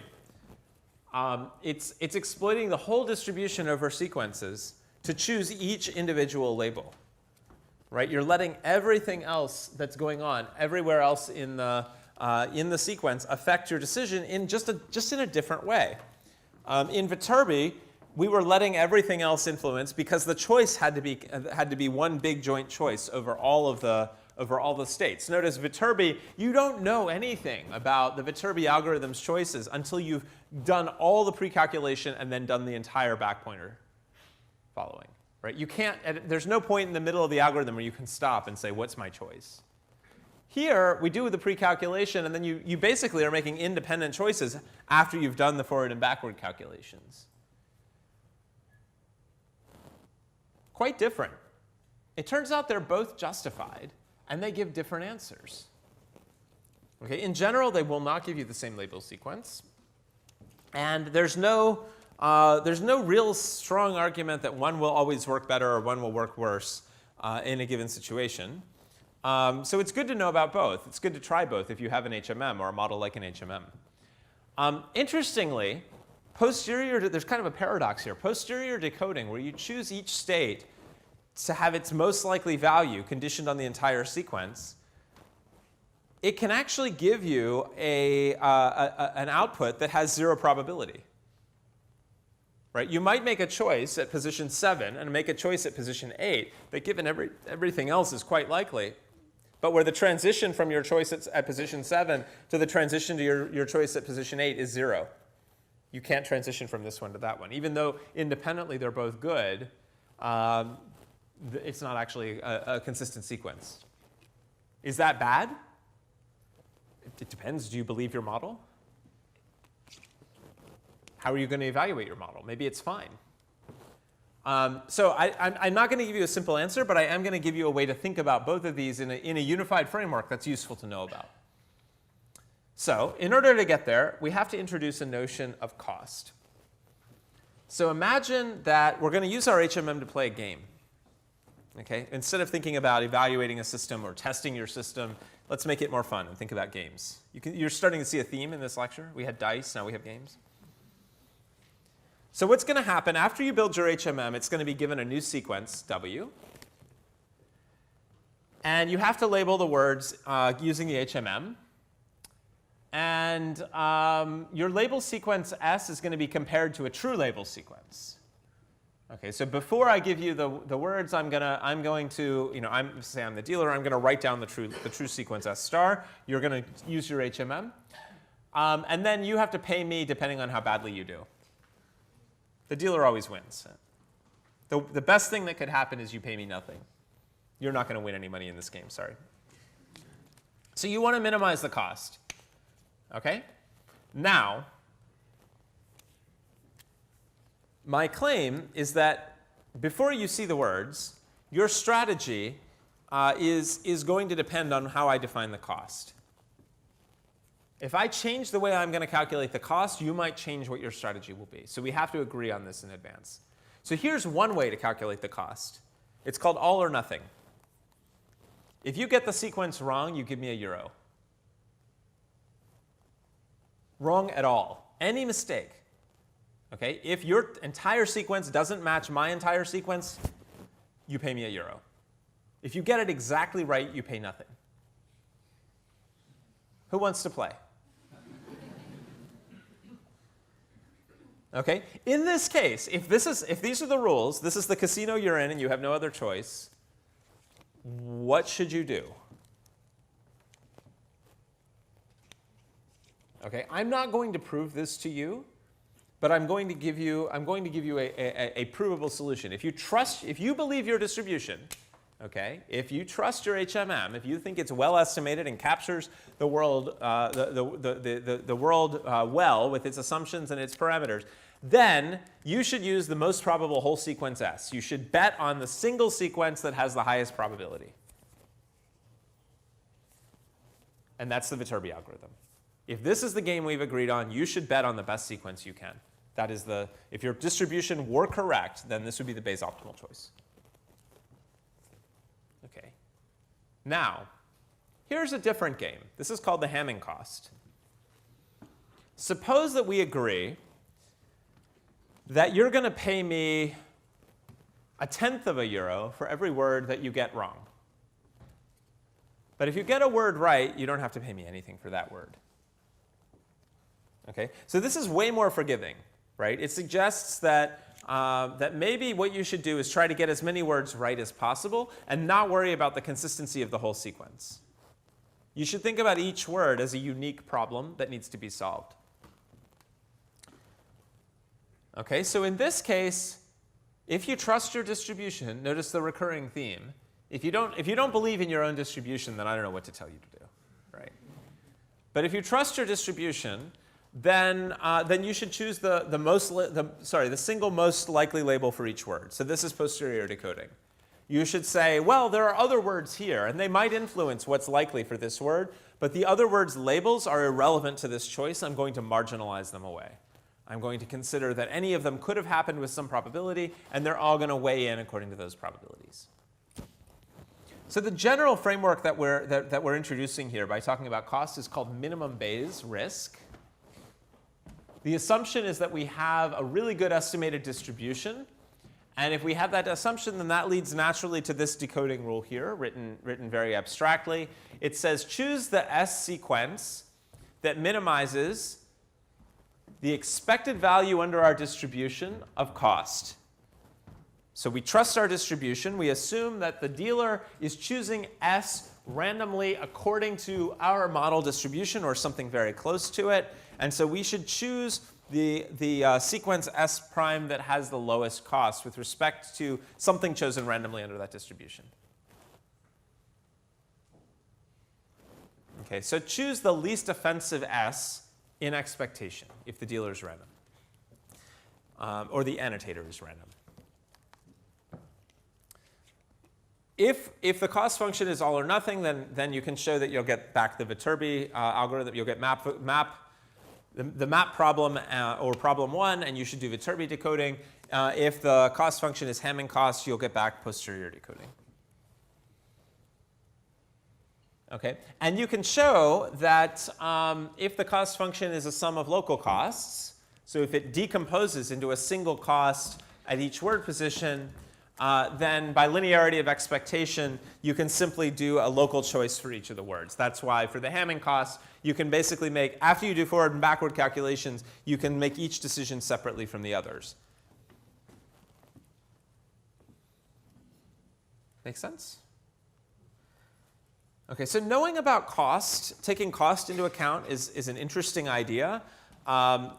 And it's nice that we can do it even when we have a generative model. This is actually kind of a little corner of machine learning that I think doesn't get talked about often enough. So even if you're being generative and you're not really learning your model in a discriminative way that knows about cost, you can still take costs into account when you go and decode. And that's actually one of the things that I think is really critical for understanding how to apply machine learning to problems like NLP. That machine learning knows how to deal with different cost functions, and problem spaces like NLP often have ways of defining costs that are specific to the problem. So for example, if we're doing named entity recognition, right? Remember Commander Chris Ferguson, where we had BIO tags, and we were labeling words with whether they were part of a named entity and what kind, and whether they were the beginning or inside of a named entity. If we really care about precision, we only want to find correct named entities at the risk of missing some, then maybe we want a cost function that favors precision, that penalizes mistakes of calling something a named entity when it really isn't, at the expense of other kinds of mistakes. If you care about recall, find all the named entities. Even if you let in some noise, then we might choose a different cost function, and we might decode very differently. Okay, depending on what you want to use your system for, you might change the cost function and do different decoding. Here's another one for BIO tagging. Suppose that we categorize different types of errors depending on whether we mistake a B for an I, and a B for an O, an I for a B, and so on and so forth. So here's a huge matrix of all the different confusions I could make. And I went through and I thought about what kind of error am I making? Am I making a precision error, a recall error, or a boundary error? Like choosing the wrong end or beginning of a named entity. And so I can lump all these different mistakes into precision, recall, boundary, or split error, which is a different, I guess that's an error of over-segmenting a named entity mention into multiple parts. It's not important to get all the details of this right. The point is I can bin together different kinds of errors, and then I could associate different costs with them. And that might lead to a better decoding algorithm and better use of my model, depending on how I'm going to evaluate it at the end. And all of this generalizes. So suppose that, we'll use this later. That's why I'm doing it. Suppose that I'm interested in pairwise posteriors. Suppose that I want to know, here are two words. Actually, I can think of a use case for this. Suppose that, let's see. Suppose that I have a pair of words and I'm trying to decide whether they should be treated as a single unit or a separate unit. So kind of like named entity tagging, but say for multi-word expressions. So English is full of multi-word expressions. Things like hot dog. A hot dog has a different meaning than hot plus dog. Right? It's a food. It's not a dog, and it might be hot, but it doesn't have to be. So suppose that I'm building a model that looks at word sequences and tries to find multi-word expressions, and I want to know, for instances of hot dog, whether they are together, a single thing, bi, or not part of a multi-word expression, OO, like using BIO tags. So I'm interested in the posterior for every instance of how probable it is that this is BI versus OO. So what I want is a posterior distribution over the pair. Okay, so I want you to imagine what will this look like as a graphical model. We're going to have that same chain. We're going to color the nodes. Some of them are going to be blue. Some of them are going to be red. I want you to think about which ones are going to be blue and which ones are going to be red. Hold that picture in your head. This is my proposition. You're interested in coloring Si and Si plus 1 red because you want to assign them values. Or you want to look at their posterior distribution. Everything that's blue everything farther to the left and farther to the right is blue. And I can use the same quantities to do the same kind of thing here. So I can calculate this pairwise posterior by running the forward algorithm, stop at Si, run the backward algorithm, stop a little bit earlier at Si plus 1 or farther to the right. And then I can multiply those two together along with the transition between the two and the extra emission probability. And I will get a posterior distribution over state sequences of length 2 for those two words. So this is kind of useful because there's kind of this weird problem that we had with posterior decoding that nothing ensures global consistency at all. So we can use pairwise posteriors to fix this problem, kind of an elegant way. So rather than making a single decision for every state by itself, actually let's come back to that. Pop quiz. Since we can invent all kinds of cost functions, can you come up with a cost function where we can't decode in polytime?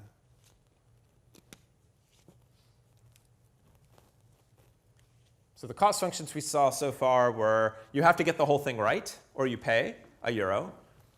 You pay €0.1 of a euro for every for every word you get wrong. And then we had one where we said different kinds of labeling errors have different costs. Can you think of one that would be really expensive computationally? Multiplied error. Oh God, yeah, that would be crazy. Yeah. Here's an idea. Imagine that I said every word has to get a different label. If you give two words the same label, then you've got a problem. And every label, or something like every label has to be used exactly once. Right? Anything that has kind of a global dependency among all the different labels, like a Hamiltonian path, is going to be expensive. Here's another part of the pop quiz. So I gave you the pairwise posterior. Suppose that we want to choose a single sequence of labels that minimizes risk. And the scoring function factors into local scores. because it's a sum of pairwise posteriors. So in other words, let's imagine that, that I'm going to calculate cost in terms of local pairs. Every bigram of labels incurs a cost. How would we do this?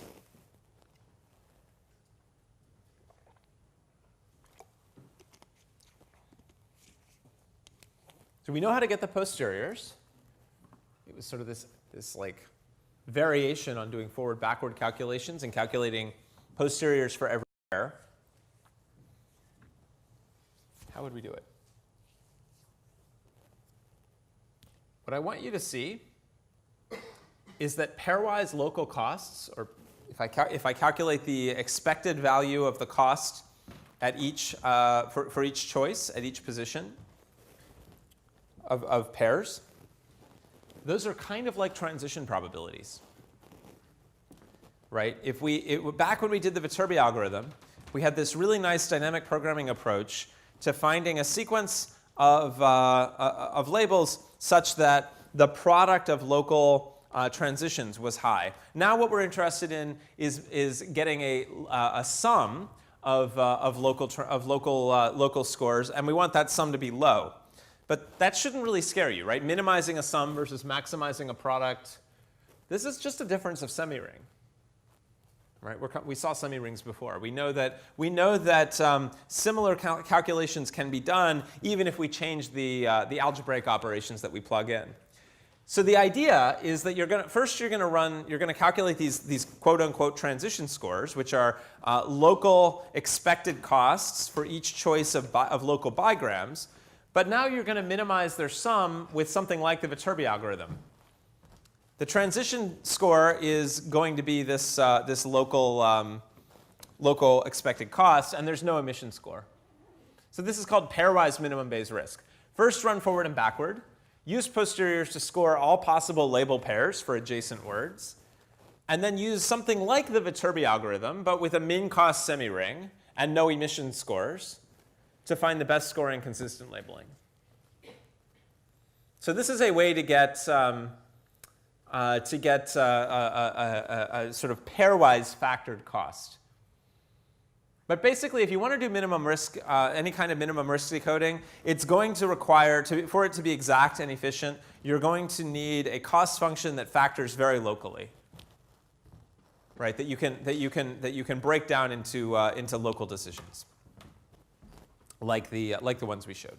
Something like a Hamiltonian path is not going to work, or something that says you can only use a label once. Okay. Take a deep breath. We're ready for the last part. Question? Yeah, sorry, didn't see you. Okay, so actually just the last part, just the last slide.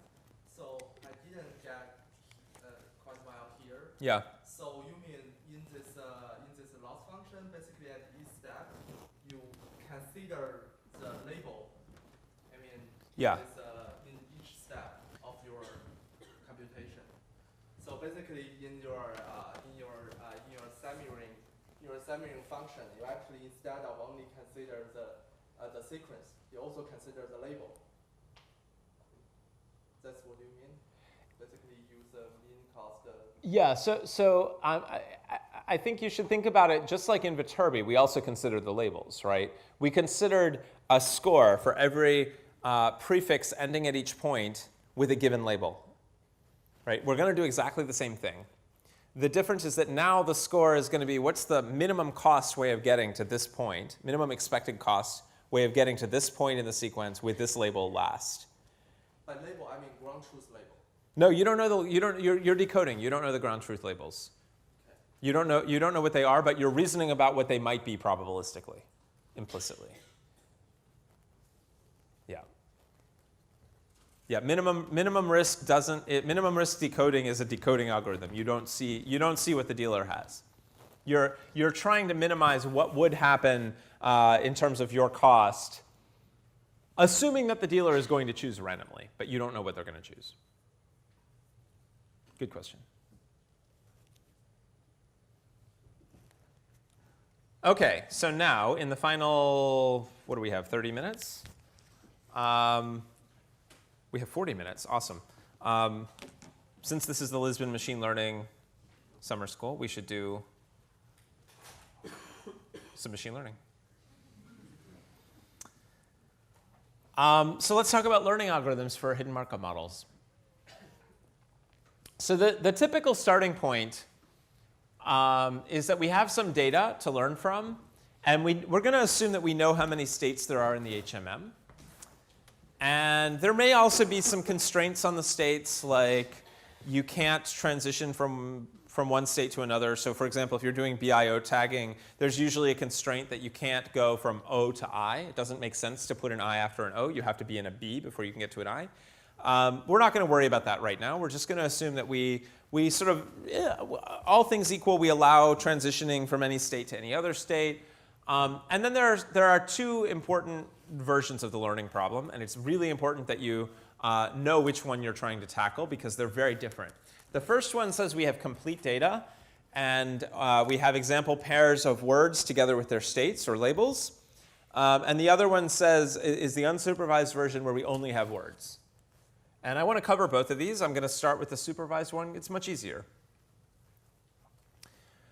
So let's quickly review. An HMM is built out of multinomial distributions or discrete distributions where we're going to be drawing from transition distributions gamma and emission distributions eta over the word given the current state.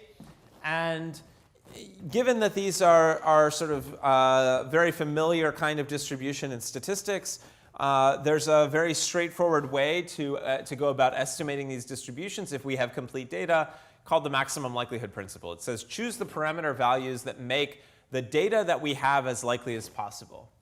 To keep things simple, I'm going to assume that I'm learning from one sequence of words and states, but really in practice you'd have a lot of them and you'd take a product over all of them, or a sum of their logs. And you get the same basic answer, but I don't want to add extra indices and make the slides confusing, so we'll assume we're learning these from one sequence. In practice, you wouldn't do that.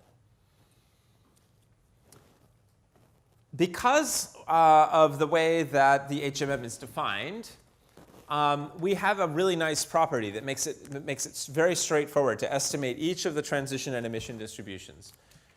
Okay, when our data is observed, each state's transition and emission distributions can be estimated completely independently of the others. You really just have to look at the relevant portion of the data coming out of a particular state. Where does it go? What's the distribution over where it goes? And what is the distribution over words? And you don't have to pay any attention to other states. So learning in this way is really simple and fast. It basically amounts to counting and normalizing, right? Relative frequency estimation, just like we had for the n-gram models. I'm skipping the proof that this is correct. It usually jives with people's intuitions pretty well. The estimate for a transition from sigma prime to sigma is going to be the number of times we saw the transition from sigma prime to sigma divided by the number of times we had the opportunity to make that transition by being in sigma in the first place. And similarly for emissions, we're going to count the number of times we saw a state sigma emitting a word W and divide that by the number of times we were in state sigma and therefore had the opportunity to generate a W, but maybe chose some other word. And so this gives us our weights for our black and red dice. Count, normalize. You can do this by making one pass over your labeled data and keeping the right values and summing them up in the appropriate ways. And maybe you want to smooth, just like with language modeling. There may be other things you want to do. But generally, this is the starting point for supervised learning for an HMM. Interestingly, I really like this graphical model. You'll see me use it many times. Just as a warning, it's not gone yet. There's a graphical model's way to think about estimating the parameters too. So here, I've done something kind of interesting. I've kept the states in the words, and notice that they're all gray, because I have labeled data. I know I have a sequence of words and I have a sequence of states. They're all observed. But I've added now the parameters, gamma and eta, as additional parents to the words. I'm thinking of my parameters as if they were random variables. I'm saying gamma and eta are values that I don't know, and I want to choose them. I want to choose the values that are most likely given the data that I have. Or to put it a slightly better way, that make the data that I have as likely as possible. So I'm going to color them red. I want to choose values for them. Just like I was choosing values for the states in the Viterbi algorithm, when I'm doing learning, I'm not choosing values for states, I'm choosing values for parameters. And notice that all of the states have gamma as a parent, and all of the words have eta as a parent. Does this seem okay? Sometimes this is a little surprising that I'm putting parameters in the same place as I put states and words, but they're continuous. This is really, you can think of this like a big matrix that tells me states as columns and maybe words as rows, and so every cell in the matrix is going to have a probability value in it. Similarly for gamma, it's like states by states, states I'm coming from to states I'm going to.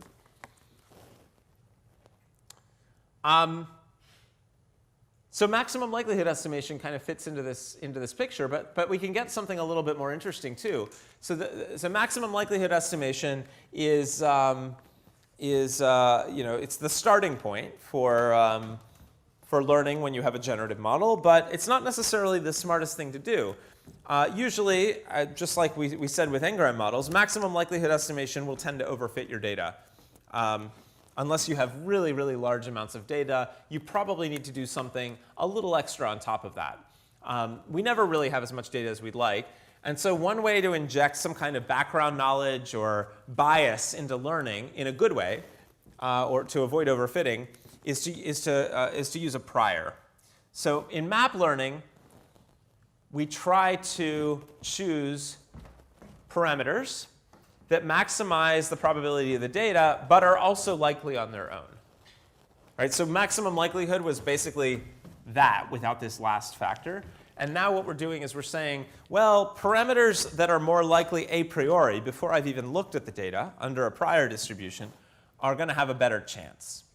And there are all kinds of arguments about why you should do this or why you shouldn't do this. In practice, it usually is a smart thing to do, depending on the prior. If you choose a good prior, that usually helps you. So here's a very, sorry, question. Yeah?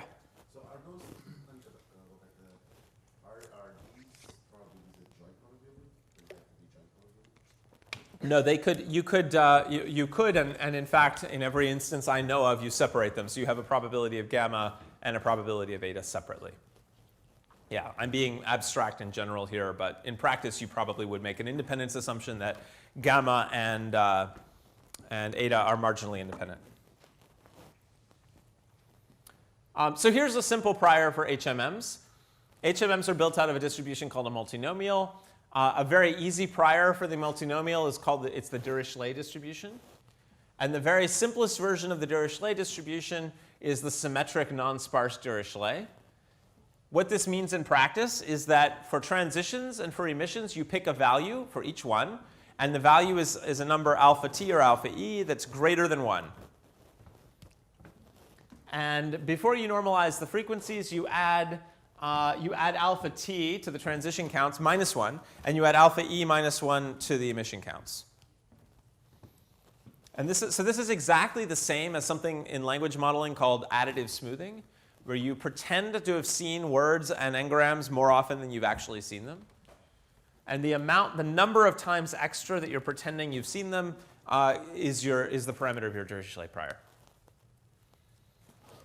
Here's a slightly different way to draw the graphical model, where I make explicit my alpha t and my alpha e, and I make them parents of the red nodes, the parameters I want to estimate. And notice that I fixed them to be gray because I've decided in advance what values they're going to take.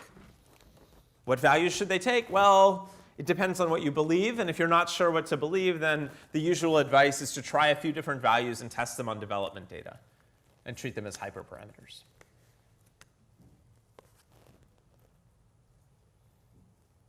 Okay, we comfortable with this? Questions? There are many other interesting priors you can define for hidden Markov models. There are many other ways to think about supervised learning for this kind of model. some of which I think you'll learn in the next few days. But the maximum likelihood version, where you have this nice, straightforward algorithm where you basically have a closed form estimate for each of the parameters, is a really important starting point. It's always good to understand the cheap, easy things you can do before you get to the really complicated, fancy ones. So you know what you're paying for when you do all the extra computation. Is the Dirichlet distribution a conjugate prior to the moment? Yes, it is. That's why it's so easy. Is there any tradition of using pseudo-counts as opposed to stipulating a distribution over the entire It's the same. I mean, basically, pseudo counts are the same thing. Yeah.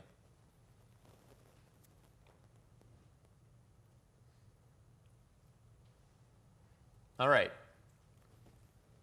Last big topic, unsupervised learning for HMMs. So when HMMs were originally introduced in the 1960s, remember, they were called hidden Markov models. And the assumption was actually that you never saw the states, even at training time. That was why they were called hidden. So the way that we use them, the way that I've explained using them now, where we assume training data that shows you the states, is a little bit different. It's pretty different from the way they were originally envisioned. The original thinking was that the hidden, you never saw the states, not even at training time. And so they're often taught as an unsupervised learning technique. But I think seeing the supervised version is useful, as I think you'll agree after the next few days. But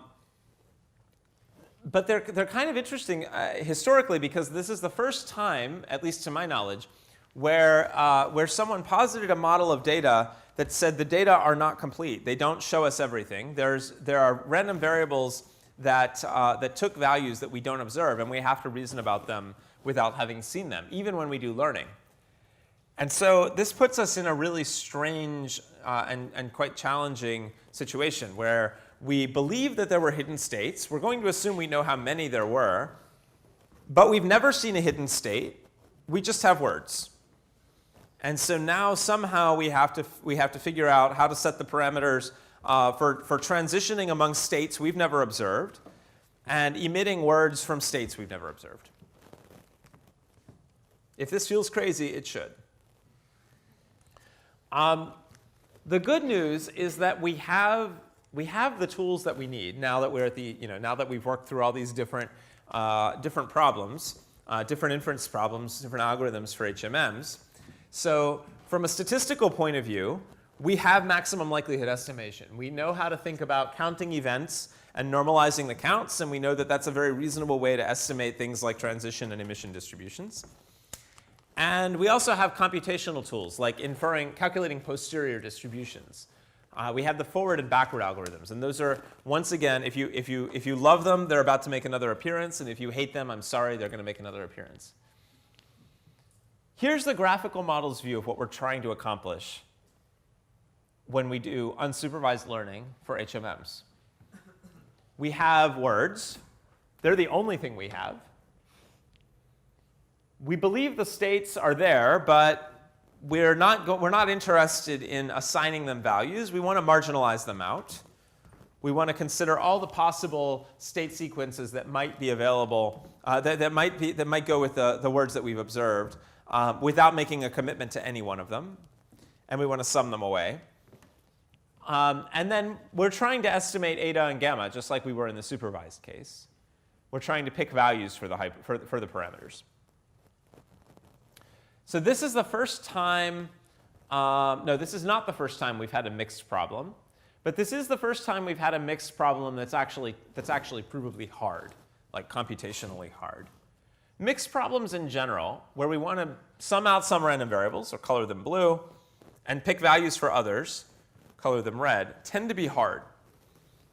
It was really fortuitous when we were doing posteriors for a single state or for a pair of states. It was really fortuitous that we could do it efficiently. I want you to appreciate that this is like really quite lucky. In general, finding the MLE with incomplete data is NP hard. You can't do these kinds of mixed inference problems efficiently. There are exact algorithms, by the way, that you can write down for solving this kind of problem in general when all the states are discrete, they're just really expensive. They're not poly-time. In general, mixed inference problems should make you want to run screaming. One way to sort of make this argument is to show that when you try to do this kind of problem where you're maximizing the likelihood of some parameters, but you haven't seen all the data, is that you're trying to optimize a function that's not convex. Okay, so the function we were optimizing when we did the supervised learning problem, even with the prior, it's easy to show that it's convex. In fact, it's better than that. You don't even have to use optimization techniques. It has a closed form solution. Here, we're trying to optimize a function that's not convex, right? Let's come back to that point. So the technique the classical technique that people use for this kind of problem is called expectation maximization, or EM. Don't confuse it with electromagnetism. It has nothing to do with that. And it takes that mixed blue-red problem and breaks it into a blue problem and a red problem, both of which you've seen before. Okay, the E step says infer the posterior distribution over the missing data. Okay? The red step says assume that distribution that you just calculated is the distribution of the missing data, and now fix it and re-estimate your parameters. Do maximum likelihood estimation as if that posterior distribution represented reality. And then go back and forth between the two, and just iterate until you've had enough or you converge. So the procedural view, digging in a little bit more, you begin with an initial estimate of the parameters. Usually what people do is they initialize them cleverly if they know something about the problem, or randomly with a little bit of noise close to uniform if they don't. And then what they do is they iterate between an E step and an M step. In the E step, you calculate the probability of each possible transition and each possible emission at each position in the sequence. These are just the posteriors and the pairwise posteriors we already talked about before. And then in the M step, you re-estimate the parameters to maximize the likelihood of your complete data. It's not really complete data. You're pretending it's complete using the posteriors from the E step. So what does this mean? We want to calculate the posterior distribution over states for each state sequence and count each state sequence proportional to its probability. Or another way to put it is to calculate for each position in the sentence the posterior over states and count each emission of Wi from Si proportional to that Si's probability. So instead of saying, I saw the noun state emit the word chair, I'm going to say, I saw with probability 0.7 the noun state emit the probability chair, and with probability 0.3 the verb state emit the probability chair, because you can chair a committee. Right? So I'm still counting chair once, but I'm counting it fractionally according to this posterior distribution that the forward-backward algorithms give me. And I'm going to do the same thing for transitions. So now you know why I dragged you through that awful thing about pairwise posteriors. Because we need to be able to calculate them so that we can guess at every time step what's the posterior probability of having transitioned from each state to each other state. Did I just see an adjective noun, or did I just see a noun verb? Well, with some probability I saw each one, and I'm going to count them each fractionally. Okay, so if I have the words and I have the parameters, I can run forward and backward algorithms to obtain at each position these posteriors, the probability distribution over states and the probability distribution over pairs of states. And then I'm going to think of these as soft or fractional counts of transition and emission events. And then I can estimate frequencies using, so these are just the equations based on the forward and the backward probabilities. And I can get, basically what I'm going to do is I'm going to get forward and backward probabilities and then sum them up appropriately. And if you go back and you check all the math that I gave you before, you should be able to see that, that these are all the correct quantities. And now I'm giving them new names. I'm calling them frequency hat. I'm pretending that they are frequencies of observation. Okay, remember, I never actually saw any states I'm just coming up with a sensible way using my current estimated model to pretend that I saw states according to the distribution that the model tells me. And I can do all of this very efficiently because, as you now should appreciate, the forward and backward probabilities can be computed very efficiently. OK, coming back to the algorithm, that was the E step. The M step takes those frequencies and plugs them into maximum likelihood estimation. So when we had observed data, we had very simple ways of calculating gamma hat and eta hat, our estimates for the transition and emission probabilities. And we're going to use exactly the same thing, except now we're going to use those soft fractional counts that we got out of the E step.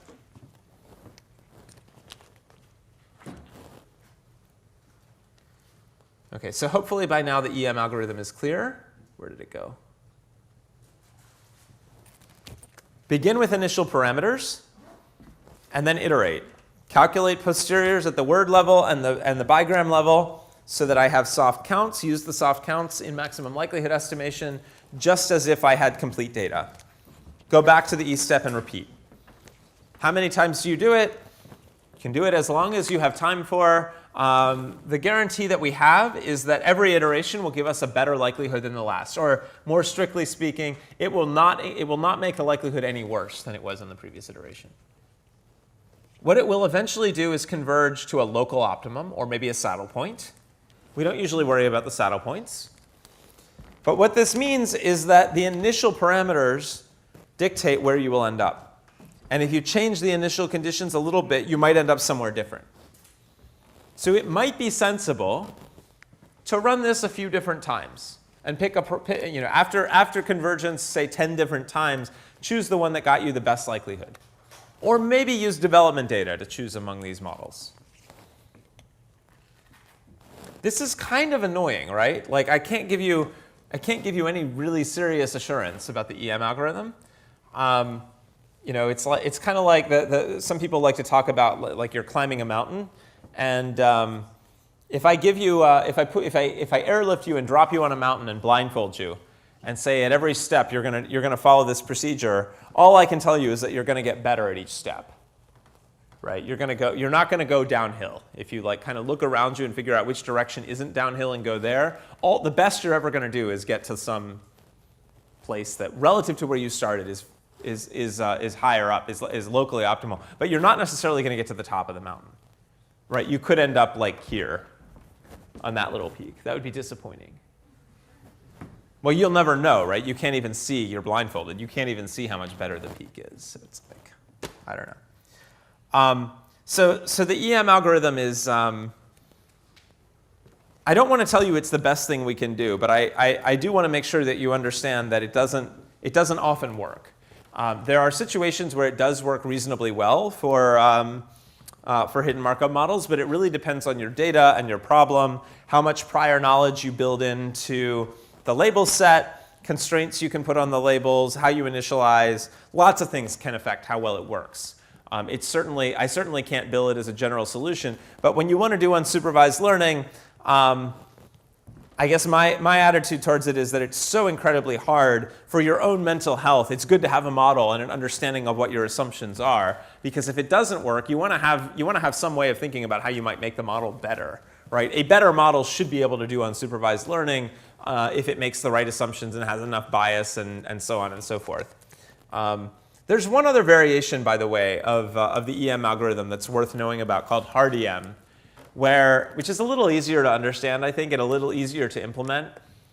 Usually what people do when they do this is instead of using forward-backward, they just use Viterbi and get hard counts. Right? Label the data, and then count up how many times everything happened and re-estimate the parameters, and just go back and forth. This is sometimes called self-training. You can understand it as a kind of coordinate ascent approach to jointly maximizing the states and the parameters. Some people like it better. Some people think it's more sensible. I don't have a really strong opinion. Generally, what people find is that it converges faster, but it doesn't give you the same solution. It's Cheaper in the sense that the Viterbi algorithm is usually people are a little less bug prone when they implement Viterbi, but it might be more brittle. There might be more local optima or more probability that you would end up in a bad local optimum. That's not totally clear. There are a couple names for things you should know. The EM algorithm is extremely general. It's not just for HMMs. It's for any probabilistic generative model of data. And if you've seen it before, you likely saw it for mixtures of Gaussians or for other clustering models. Okay? If you take a mixture of Gaussians and you do hard EM, you basically get something very close to k-means clustering. Sometimes there's kind of an old-fashioned name for the HMM version. It's sometimes called the Baum-Welch algorithm or Baum-Welch training. I like to call it EM just to emphasize that it's a general set of techniques. Sometimes people call it forward-backward training. I think that's confusing because the forward-backward algorithm, as we've seen, has some other uses as well. But we can argue about names all day. Before I wrap up, I'd like to draw a little bit of a connection between HMMs and an idea from automaton and language theory called weighted finite state machines. So this is a little bit different and doesn't say as much about learning, but it's an intuition people often have when they see HMMs and they're familiar with formal language theory computation. So just a very quick high-level review. Finite state machines consist of a finite set of states, kind of like our HMMs, right? And they have a set of allowed transitions between states, kind of like our HMMs. And often, in the non-deterministic version of a finite state machine, you take a non-deterministic walk among the states following the transitions that are allowed. And when you go to a state, or maybe when you cross a transition, you can do it different ways, you generate a symbol. If this feels like HMMs, then your intuition is reasonable, right? HMMs are very closely related to finite state machines. In fact, they are probabilistic, a particular kind of probabilistic finite state machine. So instead of non-determinism, let's say probabilistic. Right? Instead of saying that you can choose any of these transitions, say you're going to choose one with some probability, and now treat it as a random event. And then put a probability distribution on the emissions from each state instead of saying you can choose any one or making it deterministic. And now you've got yourself an HMM. This might seem kind of obvious. It's not really especially useful until we generalize one more step, which says instead of a finite state machine that simply generates a sequence, let's have something that reads one sequence and transcribes it into another one, or transduces it into another one. And this is called a finite state transducer. People heard of FSTs before? Oh, great. OK. You might know more about it than I do. That was a very eager response. So you can think of this as like reading in one tape and writing out one tape, if you like to think about formal theories of computation. And we can make these probabilistic too, and there are a lot of ways to do it. So you can imagine a joint distribution over the input and the output sequence, or you can imagine a conditional distribution over the output sequence given the input sequence. And you can imagine the version where the input sequence is empty, so then you have something close to an HMM, and so on and so forth. So there are lots of ways to build probabilistic finite state transducers, and there are a lot of nice papers about this topic and how to learn them and so on. But what's really attractive about this is that it allows you to compose or chain together string-to-string transformations. So one of the most interesting properties of finite state transducers is that they are closed under composition. If I have two finite state transducers, one of them reads in a sequence in one language and then outputs a sequence in another, and then I have a second finite state transducer that inputs from the second language and outputs in a third, I can rewrite those two finite state transducers as a single finite state transducer, and it's still a finite state transducer. That gives you the mapping that went straight into the first one and directly fed into the second, without ever explicitly representing the middle language. And all of this can capitalize on the algorithms for inference and learning that we've been talking about. So here are some examples. You can find some of these in the literature, and there are many more. You have an acoustic signal. You have a finite state mapping to get the pronounced sequence of sounds or phonemes, and then those are mapped as a sequence into canonicalized words. Or you can actually do translation between some near language pairs. Like you have words in Czech, they get mapped to words into morphemes in Czech. Morphemes in Czech are very close to morphemes in Slovak, and then you can put those together and do a little bit of cleanup to get words in Slovak. I like to mention this. No, you don't see very many papers about finite state transducers at the moment, but over the past, I don't know, 10 or 15 years, I think a lot of the ideas in sequence modeling can be very nicely captured and understood and generalized and extended and improved if you have a deep understanding of this relationship between the sequential models that we often build in practice and this sort of deep formal stuff that we understand really, really well. And augmenting the traditional formal stuff with probability is, I think, still a very exciting direction. And occasionally you see really interesting results like connections between I don't know, spectral methods in machine learning and automata, which Xavier's teaching in a couple days, right? He could talk to you about this stuff all day. Okay, so a whole bunch of advanced topics we won't get to today, some of which you'll likely see, but I want to make some pointers just so you know where this stuff all heads. HMMs and finite state transducers don't have to be parameterized using these discrete distributions that I've been talking about, where you roll dice. You can parameterize them using linear models. If you learned about linear models yesterday, you can parameterize them with nonlinear models like neural nets. You can have spectral parameterizations. There are a whole bunch of different ways that you can capture basically the same kinds of independence assumptions, but using different forms for the distributions. Another point is that I taught you generative models, HMMs as generative models, but there are generalizations of them. Well, let's not say generalizations. There are cousins in the family of models that are discriminative and that allow you to minimize loss functions that are more focused on a particular task, incorporating notions of cost and so on. So examples of that are CRFs and structured SVMs and arguably seek-to-seek models, although those are slightly different. There are ways to slightly weaken the independence assumptions in HMM. So there's something called a semi-HMM that has sort of a special step where you can decide to stay in a state for a while before you move on. And that allows you more interdependence among your choices at different time steps, at some computational cost, of course. There are different ways to estimate the parameters using spectral models, spectral algorithms. This is a very advanced topic. I don't think anyone's going to teach this week. You can generalize HMMs and FSTs to more interesting formal languages like context-free grammars. So you can have probabilistic and weighted context-free grammars. You will learn about those later this week, I'm pretty sure. And that will allow you to model things like reordering and longer distance relationships.